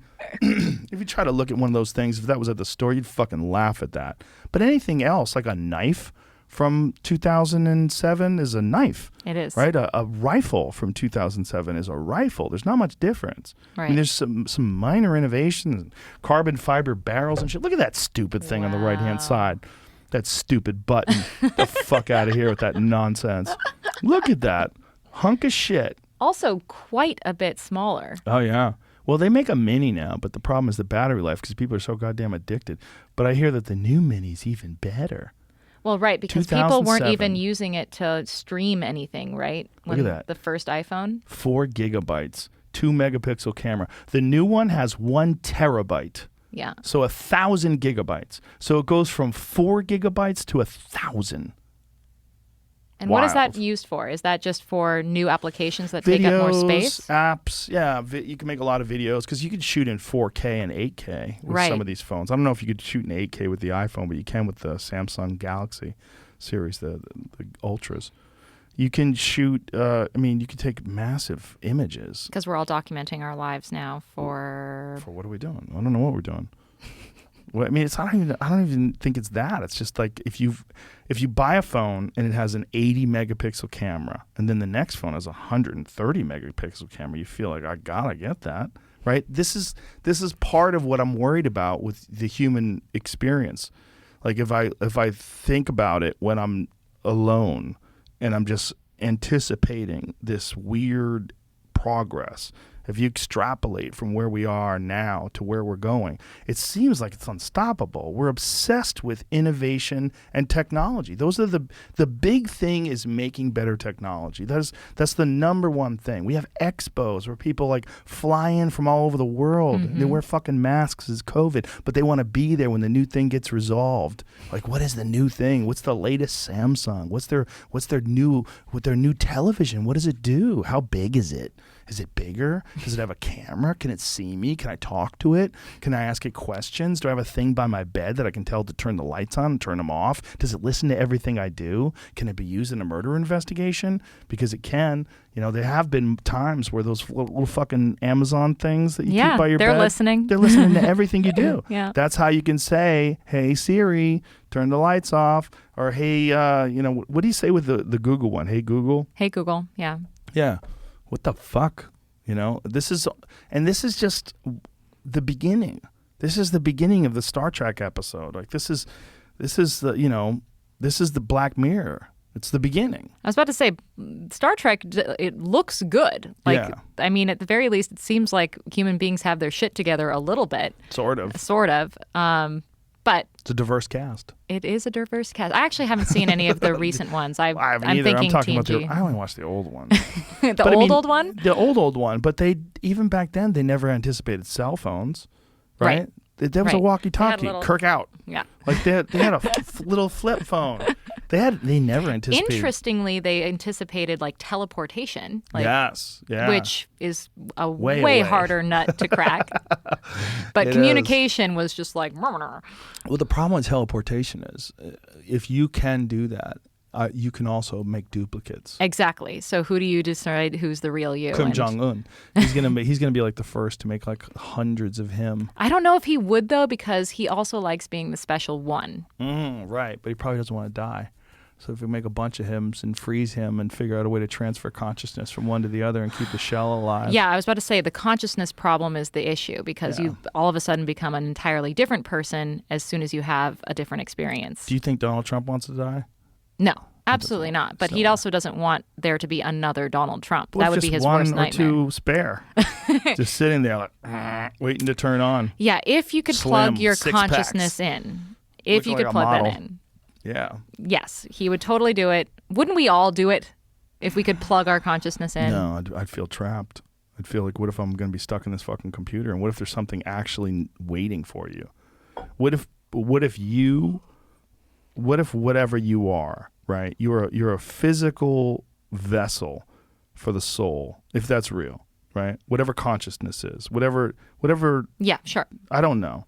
Mm-hmm. The reason why I don't know is because I've had some pretty intense psychedelic experiences that made me question what is life, what is the human experience, What is consciousness? What is consciousness? What is this dimension that we exist in? Is this one of many, many, many layers of something that we can't detect? What if death is some sort of chemical portal into another realm? Like, what if we exist in these stages? Okay. And we go from here, you die, your energy, whatever your consciousness is, transcends this physical body in space and goes into this other dimension, whether it reincarnates or whether it experiences a completely different realm. We don't know. But imagine if you, like, hijacked that and got stuck in a hard drive. Well, wouldn't it just be the same thing as the teleportation issue? You have a copy of yourself that lives on in the biological Right, space. but what if you're the hard drive, Amanda? And you're like banging on the walls. You thought prison was bad. You're stuck in a fucking disc somewhere. That's fair, but like if your consciousness is stuck in your body and then it chemically is released into a whole new space that we don't know of, isn't it a prisoner of that space as well? Can you imagine going to visit your old hard drive self and you can't get her out? She's stuck in there, but you're free and you're in heaven. You're in whatever heaven Whatever it is, yeah. You're in this new realm, and they go, Amanda, you can't go back. You can't go back to let the old you out of the hard drive. Well, I feel like, I mean, from what I've heard from people who have had psychedelic experiences, you kind of lose your sense of self. You haven't had any? I have not yet, no. Nothing. Nothing, no. How old are you? I am 34. I'm on that journey, though. That journey. Yes. When so- people say I'm on that journey, I always get very nervous, especially if they're wearing wooden beads. Oh, I'm not wearing my wooden beads today. No, but there's something about wooden beads. Fucking, that's my button. I'm like, I don't know, man. It's Did fucking you wooden carve beads. those yourself? Yeah. It's just one of those things. It's like so on the nose. You know, the spiritual people with wooden beads are like, I'm not buying it. Yeah, I haven't had mushrooms yet, but I look forward to the day. You want some right now? I can't. Like, oh, okay. I know why. One day. One day. Yeah. I'm looking forward take to a the little, day. though. Don't take a lot. No. People Well, get actually, crazy you know and what? want to dive into the ocean. I take that back. I have taken mushrooms, but at a dose that was not taking me to any kind of Microdose. I've done a microdose. Did it make you happy? What I really enjoyed from the experience was feeling purposeful but without anxiety. Yeah. That was the feeling. That's a great way to describe it. Purposeful but without anxiety. It alleviates a lot of stress. Yes. Like a good light mushroom dose, like you're like, ooh.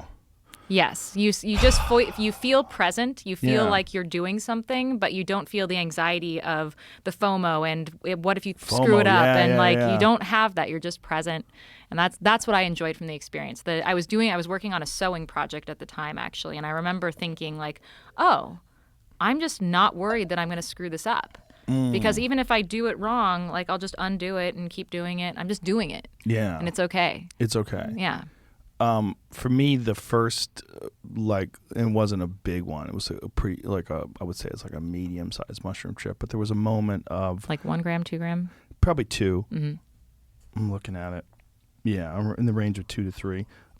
It was, there was moments where you're like, That's like, legit. Yeah, no, but there was this thing that happened that I got out of it that was pretty strong, was that it alleviated these ruthlessly introspective thoughts that I have constantly, where there's a constant analysis of every thought that I've ever had, every action that I've ever taken, every piece of art that I've ever produced, every word I've ever said on a podcast. Like this constant, ruthless, introspective voice that's like, well, that fucking sucked. Yeah. Well, this sucks. Well, this is not good. Fix that. Do that better. It's like this droning, constant narrative of do it better. It's exhausting. It but also makes you someone who does better. Yeah. That's nice. Oh yeah. It's like yeah. it's a blessing and a curse. Yeah, but that motherfucker will burn your house down, and build That's it true. from scratch. That's true. That's true. You got to be careful feeding that beast. Yeah, don't hate yourself while you're doing it. Well, that's a problem. It's I'll have a great show where I have a standing ovation in front of thousands of people, but I'll have fucked one word up, and that will haunt me for days. Like I'll be working out, I'll be on a stair mill, and that's all I can think of is that one word. I'm like 35 minutes in, drenched with sweat, and all I'm thinking is that one fucking word. Because of how it defines you to yourself? No, it's just mistakes. Like any mistake. It's the paradox, right? It's the conundrum of the person who wants success, is that there's only one way to get better. The way to get better is to now analyze every single thing you're doing. And so all your actions have to be criticized. Everything has to be figured out, and everything has to be improved upon. So nothing is good enough, ever. It's never good enough. And if it is good enough, you've fucked up. Because then you've taken yourself too seriously, or you're self-congratulatory, or So it's like you have to find this ability, and it's very difficult to do, to stop thinking about things. Just put it aside and let it go. And then the demons will yell from behind the gate. They're over there now. And you just hear them yell. And you're like, yeah, you're far enough away. How are your demons in conversation with the people who criticize you? The external voices. Oh, those don't bother me nearly as much. There's no way they criticize me as much as I do. That's the Sure. beautiful thing. Do they ever echo each other though? No. So they're talking. Well, sort of. I mean, if they're right, if the people that criticize me are right, I know if they're right. Yeah. I mean, people fuck up. I make mistakes. Yeah. But the voices that I have in my head, that's one thing that saves me, honestly, is that my own ruthlessly introspective, self-critical thoughts are so much worse, because I know me. I mean, I know all of me. Yeah. So, and I really do. I pay attention. I don't avoid it at all. I look for it. I look for all my faults. So, because you don't want to hurt people. I don't want to hurt me. I don't want to hurt people. I don't want to be a failure. I don't want to suck. I don't want all those things. You're asking why. Yeah. And you're not telling yourself a false story. There's no false stories. I don't have any. If I did, oh my God, that would be the ultimate hate. If I really wanted to hate myself, I'd tell myself a false story and then just lie to myself and then just, and then eventually catch up to it and go, what the fuck is this? Yeah, well, that's, I think, more common experience for people than they'd like to admit.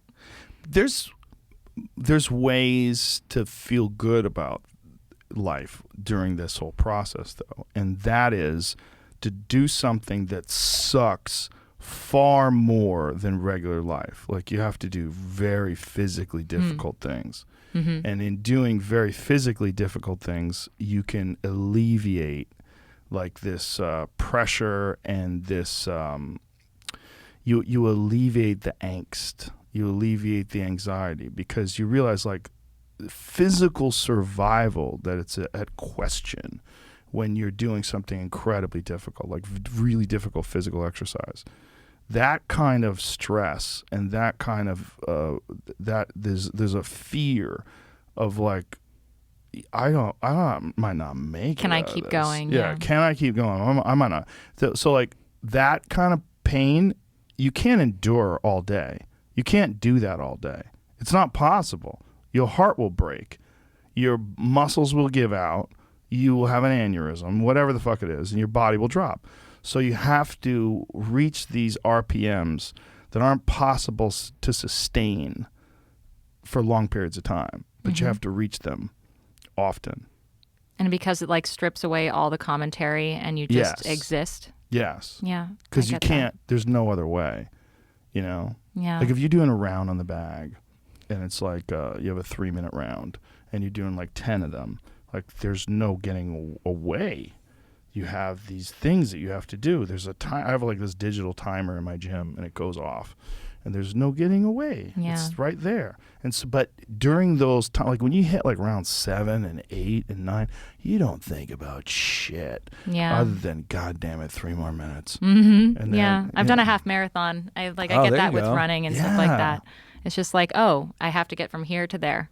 I was talking to a Period. woman yesterday that wrote a book on addiction, and one of the things that she was talking about, we were both talking about, was like how people that used to be addicted to substances can find relief in marathon running and ultra marathons and triathlons and just things that are incredibly physically exhausting, because there's like this moment of mindfulness that occurs when you're going left, right, left, right, left, right. You have to keep going. And your feet hurt and your knees hurt and your back hurts, but you're going to keep going because you know the finish line is way the fuck over there and you know you want to get across it. Yeah. That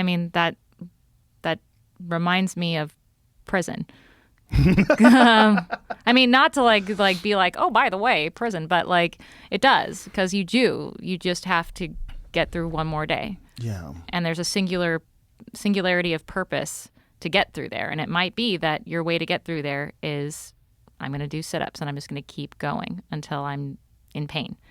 I have like an interesting relationship with pain, because I feel like I'm a little bit masochistic, where I grew up doing soccer and doing things like I was on like a legitimate team that was, the idea was you were going to go on and become a professional soccer player. So like you definitely were pushed to those experiences quite often. Like every practice you had a moment where you were like, I'm just doing this. And that sort of prepared me in an interesting way to grapple with like, okay, I have a singularity of purpose today, and that is to live through prison. And that's it. That's all there is. And one could say that, I guess, about any day and living through anything. If you think about it in terms of what is your ultimate goal, how do you get from here to there? And is there a singularity of purpose and awareness of that at any given moment? I wonder if whatever encoded, whether it's, it's in our genes or in our mind or in our history, whatever it is that we're designed for, like whatever we've evolved to, because we're essentially designed for a different life than we're living, right? This is one of the things that is always discussed when people are discussing human genetics in the context of the modern world, is that we're really designed for a world that doesn't exist anymore. We're designed, and if you talk to people that are subsistence hunters and people that are hunter-gatherers, like they have a different freedom. There's a different, their day-to-day life is lighter. Because I think they interface with it like they're a square peg, there's a square hole, and there's struggles and there's loss and there's love and there's all the terrible things that can occur with any human being trying to make it through life. But their life is natural, like it fits. And it's not complicated by Right. distractions that Yes. we're not adapted to encounter. Exactly. Yeah. And I wonder whether it's whatever struggles that we've created in the modern world, when you interface with those, your body is trying to find, your mind, your genes, they're trying to find some way that this fucking makes sense. Like, how do I make sense out of this? And if you wanted to look at the large numbers of people that are experiencing depression, and Yeah. just crippling anxiety in this world. I worry about that. People who are younger than us. Oh my God. Kids are getting porn on their phone when they're fucking 8. Yeah. You're giving a kid a phone, they're 8 years old, and their friend's going, want to see something? Look at this. And you watch someone getting fucked in the ass, and you're like, what is this kid seeing? Like, what? Murder, car accidents, people jumping off bridges and bouncing off concrete. And you're seeing this at like 6 years old, 7 years old, whenever they get access to the internet. Like, what is that? How is that shaping their brains? Well, it's clearly not for the better, No. right? No. I mean, it's not even necessarily like real to them, because they're Well, seeing it that's on a what's screen. scary. That's Right. what's scary, because suddenly they are exposed to things that predispose them to be dehumanizing people that they encounter. Right. Like if you're like watching a human being get flattened on some concrete, Yeah. like you have a very different relationship with human suffering than someone who had never been exposed to that from a young age. Right. It's also the amount of data that comes their way, the amount of information, the amount of like stimuli that hits kids today, whether it's the form of video games or the form of TikTok or the form of whatever the fuck they're finding on the internet their friends send them. It's just bah, And their they don't little have a brains. relationship with their own thoughts. They're never bored. They're never bored, and they don't have conversations with themselves. They're always having conversations with some sort of external stimulus, and that makes them constantly seeking to to make an impact externally as opposed to internally. Because of the insane and cruelly unusual experience that you've had in life, do you have like a feeling of obligation?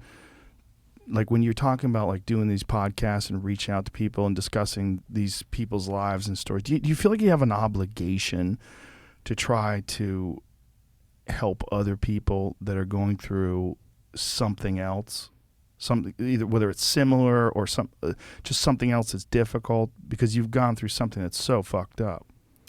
I mean, I know that I myself am not going to be rescuing anyone, but what I can do is offer someone the opportunity to be seen. And I think that's actually something that we take for granted in a world where we're constantly exposing ourselves and asking to be seen. It's often through this filter of judgment. And I, like, as someone who has been like judged really, really harshly, and I constantly feel like I'm talking to people across a cardboard cutout a version of myself, I recognize the immense beauty and gift that it is to just genuinely listen to someone. Like, just listen with no judgment, with no fear, with no need to get something out of it, to just feel like someone is bearing witness to you so that you don't feel alone. I know how beautiful a gift that is, and I know how rare it is today. So I feel like I can do that. And it's something that I wish I had been given when I was a young kid trying to navigate this horrible situation. And it was one thing I feel like I wasn't given. So that's the sort of perspective that I bring. And I feel like it's a kind of survivor's guilt kind of thing. But also it's like, I feel like if I ask myself, what's the best thing that I can do? It's not, it's listen. That's what I feel like I'm really good at. Listening without judgment. And I don't feel like a lot of people feel like they have a safe space to do that unless they're paying someone, like a therapist. I don't even want to tell people how to be. I just feel like we don't give each other enough of an opportunity to be human, and to make mistakes and to have bad thoughts and to process them. I feel like we're constantly having to justify ourselves. And I don't think that actually lends to processing and having better thoughts and doing better things and being at peace. I don't know. I try. Well, I think you have a unique perspective on this. I think what you're saying, I'm sure resonates with a lot of people, and it certainly resonates with me. If you want to make the world a better place, one of the best ways to start is just being a little less judgmental of other people's struggles and a little nicer, and having a understanding that this world is fucking crazy. It's a mess. Yeah. And you can find yourself in a terrible position. Yeah. And it's hard to do that especially when you feel under threat. Yeah. Right? Yes. Yeah. Very hard. Yes. Right. Or you're dealing with your own problems, and you don't have any room in your mind or your consciousness for other people's perspectives. Mm-hmm. Yeah. And then you look back on that and you think, shit, I failed in that moment. Yeah. But that's also how you don't fail the next time it comes up again or something similar comes up. You go, okay, I fucked this up before. I know how to handle this now. Yeah. And that's the grueling, grinding process of improving as a human, right? It's like it's this constant reevaluation and, 2 steps forward, 1 step back. And which is why I find it really, really sad when it seems like there's a lot of people trying to decide who a person is and what they're about for one moment in their life and Right. having that be the defining thing about them forever. Forever. That is really cruel, I think. I think it's not just unfair. I think it's really cruel. And not really based in reality either, because no human being is one moment in their life. I think that's one of the side effects of social media, unfortunately, is this disconnect that we have with each other when you're communicating through text to someone who you don't even know their real name. They have a fake name on a screen, and they're saying something cruel to you, and you're saying something cruel to them, or you're posting about something that you saw in the news, or someone says something and you just want the whole world to put them on blast. There's a disconnect. You're not in the room with that person. You're not communicating with them eye to eye. This is the way we're supposed to talk. Yes. And just the way you and I are talking here, is as odd as it is that we're talking in front of millions of people, even though it doesn't feel like Right. it is. Hi. We're also doing it in a way that is way more intimate than most people talk, because everyone's checking their phone. Everyone's looking around. They're it's very rare that you sit across from a table and just have, we've been talking for over 3 hours. We have? Yeah. Wow. Okay, Yeah. cool. So you have a conversation with someone. We haven't even had a drink to dull our senses. No, just talking Yeah. for more than 3 hours. This is a rare thing in life that you get to. But I feel like in these kind of conversations, you really get to see who a person really is. You get to understand how they really think about things and what's their thought process, and you compare it to your own, and you find something that makes sense to you. Like, oh, I see what she's, okay. And then, you put yourself in their shoes, or you put yourself in their mindset, or you try to imagine what it would be like. And Yeah, you try. you try. Yeah. Yeah. But you communicate. And I don't communicate online anymore. I don't do it at all. I used to, but now I don't even tweet. I read tweets, but I don't read anything about me. I just read other people's tweets sometimes. And very rarely I'll post something. Very rarely. When I post something on Instagram, I don't read responses. It's just that kind of, I'm not interested in that kind of communication. Sometimes it's great. I'm sure sometimes people are being really sweet, and I appreciate them very much.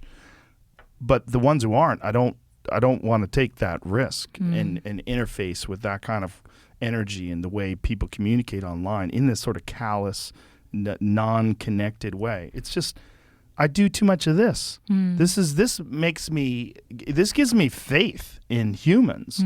These kind of conversations that I've had, that you and I have had for these 3 hours, that I've had with these people this week, it gives me faith in humans. Yeah. This is how I think people should talk. Yeah. And it would be nice if like it didn't feel like, I know a lot of people, and myself included sometimes, feel like you have, even though you know it's bad for you, you have to engage because you're not above it, right? Right. We're all sort of like stuck in this horrible hustle. Yep. And you have to engage, and you like aspire for the time that you won't have to engage. Right. And not, a lot of people don't ever get there. And I wonder if they're like, do you think that genuinely anybody could disengage and still like achieve their goals in a world that requires us to constantly be in conversation digitally? I don't know. It's hard. I mean, completely disengage, like where you don't post anything, you don't do any. I mean, I don't know. I mean, maybe, I don't know if you want to. I've disengaged a lot in that I don't interact with people. I don't go back and forth with people. I don't read things about me. And but lucky that you don't have to. that's the thing. I feel like also, I feel the same way that I feel like about fuck you money. Like if you have fuck you money and you don't say fuck you, you're wasting fuck you money. And I feel like I saw those lions out there. That was amazing. I bought those in the 90s. That was like one of the first things I bought with money. I think they're something dogs. What are they called? Bando Oh, they're dogs. What are they called? What are those things called? Something. They're like. How come from they're not Bali. guarding your house? My wife fucking hates them. I bought a lot of shit. I bought a lot of like Eastern art. Like I have like these random statues like Buddhas and Ganeshas and stuff like that. And Okay. She doesn't want to have nothing to do There's with those. just one too many Well, they're all at here. the house. They're all here. The beautiful thing about the podcast studio is I have this fucking giant warehouse. I can put all kinds of crazy shit nice. in it. So I put stuff here. This is where I can express myself without, Without getting crap. Yeah, well, she's not into it, but it works because I have a place. Mm-hmm. Like how the fuck am I gonna ever have a house with this in it? With a neon UFO with, This is a sweet setup. As a podcaster, I have to say I'm super jelly. Oh, cool. Thank you. Appreciate it. But my point is about not engaging, like when you don't have to. Like I feel like it's an obligation. I have an obligation to not, because I've figured out that it's not good for you. So if I just figured out that it was not good for me and I was like an alcoholic who kept drinking, then I'd be a fool. And it sucks because it's not like you can share that with other people. No. Right? Like not everyone is in a place where they can just... No. And most people that are in the podcast world or in entertainment or anything where you're in the public eye, you kind of have to have a certain amount of engagement. Mm-hmm. But I also feel like what I'm doing is so expressive. I put so much of my thoughts out. Like, enough, fuckface. Like, stop talking. Like I don't have to talk to everybody. I can't. I only have so much time. I do this week 5 days, 3 hours a day. It's enough. I feel like I'm constantly trapped in a conversation with the fake version of me in people's minds that keeps getting recycled over and over and over again. That makes sense. I could get into that too. You could definitely get into that, but with you way more so than anybody else that I know because of your past. It's like it's not even a past really. It Right. feels very present. Like I'm still in conversation with that whether I want to or not. And it doesn't just impact me psychologically, but it like impacts, my reality. Like I don't get to go and just be Amanda Knox and let my actions dictate who I am. I'm constantly in conversation with other people's recycled versions of me that gained traction because they were scandalous. I don't want to in any way diminish that, but there's a certain richness to your character and the way you communicate that I don't know if you would have that. I agree. You are a person who's gone through some shit. You don't get to be you. You're a complex sort of a semi-resolved puzzle. Well, and I actually have moments like that where I feel like, would my husband love me if I hadn't suffered? Like, would anybody value me if I hadn't gone through this thing that I had no part in? If I had just lived the life like I should have had, would I just be a lesser person? You don't make diamonds without pressure. But also, like, stuff implodes with pressure too. Yeah. And like there's no telling what's going to come out of pressure. Yeah. And also, like, you have so much responsibility, right? Because there's so many eyes on you, and you've gone through this, and now, and also, like, there's a lot of people that still think you're guilty. So you have to think of that. Mm-hmm. And so you do have to, like, almost like frame everything you're saying with like, I'm not guilty, but here I am, and this is who I am, and yeah. It's like, I know you've heard this whole long story. I know there's a version of me that has existed in your mind space for a long time. Nice to meet you. Yeah. Well, you're here because of Whitney Cummings. I love Whitney. And what's funny is, like, I'm not actually familiar with her as a comedian. She's fucking hilarious. She's really, especially right now. Something about her in the pandemic, she got way better. She was always really funny. But I saw her in Austin a couple months ago when she was here, and holy shit, was she good. Awesome. She's just like, like the pressure of this whole thing just has created a better version of Whitney. But she spoke so highly of you. Oh. She told me I have to have you on. I was like, really? And then we had this conversation about you. Yeah, no, she's been, I've been amazed by how, like, she is such a kind person. Yeah. And she has been so generous towards me, even just with her, like, time and thoughts, and, like, the fact that she put me in touch with you. But besides that, like, I've been reaching out for her for advice ever since I talked to her. And, she's like, so smart. She's like a big sister, and I've never had a big sister. She's one of the smartest people I know. She really is. And just this weird sort of chaotic intelligence, Mm-hmm. She's very, I don't know anyone like her. Very, very unusual. Yeah. No, she's so high energy. Yeah, she's always like, I'm in the middle of directing a movie on violence. And what, Jesus Christ. And there's like 3 things that she's doing at constantly. any given time. I got a new rescue dog. I bit my finger off. I got to get that surgically repaired. That's her. Yes. She's going 100 miles an hour. And meanwhile, she's like sending me text messages like, this is what you got to do. And it's like, okay.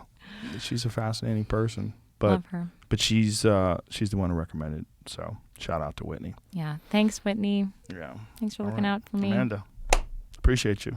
Thank you very much for being here. Tell everybody about your podcast. And the Labyrinth, that's what it's called? Labyrinths. Yeah. Labyrinths. Thanks. Oh, yeah. Labyrinths. Oh, thank you for pulling that up. There it is. Thank you for having me. This has been a real pleasure. Thank you. My pleasure. It's been fun. I really enjoyed it. Okay, and so the knoxrobinson.com. That's how you get it. knoxrobinson.com. So go there. Thank you. And do you have social media? I do. So Twitter is at Amanda Knox. Instagram is at Amama Knox. Amama Knox? Amama, yeah. So Amanda Marie Knox. I actually was initially Amama Knox on Twitter too, because someone else was Amanda Knox. And they weren't tweeting, and so Twitter gave me my name. How nice. Yeah, that was very thoughtful of them. Very nice. Yeah. It was great meeting you. I really enjoyed our conversation, and best of luck with everything. Thank you. You too. All right. Bye, everybody.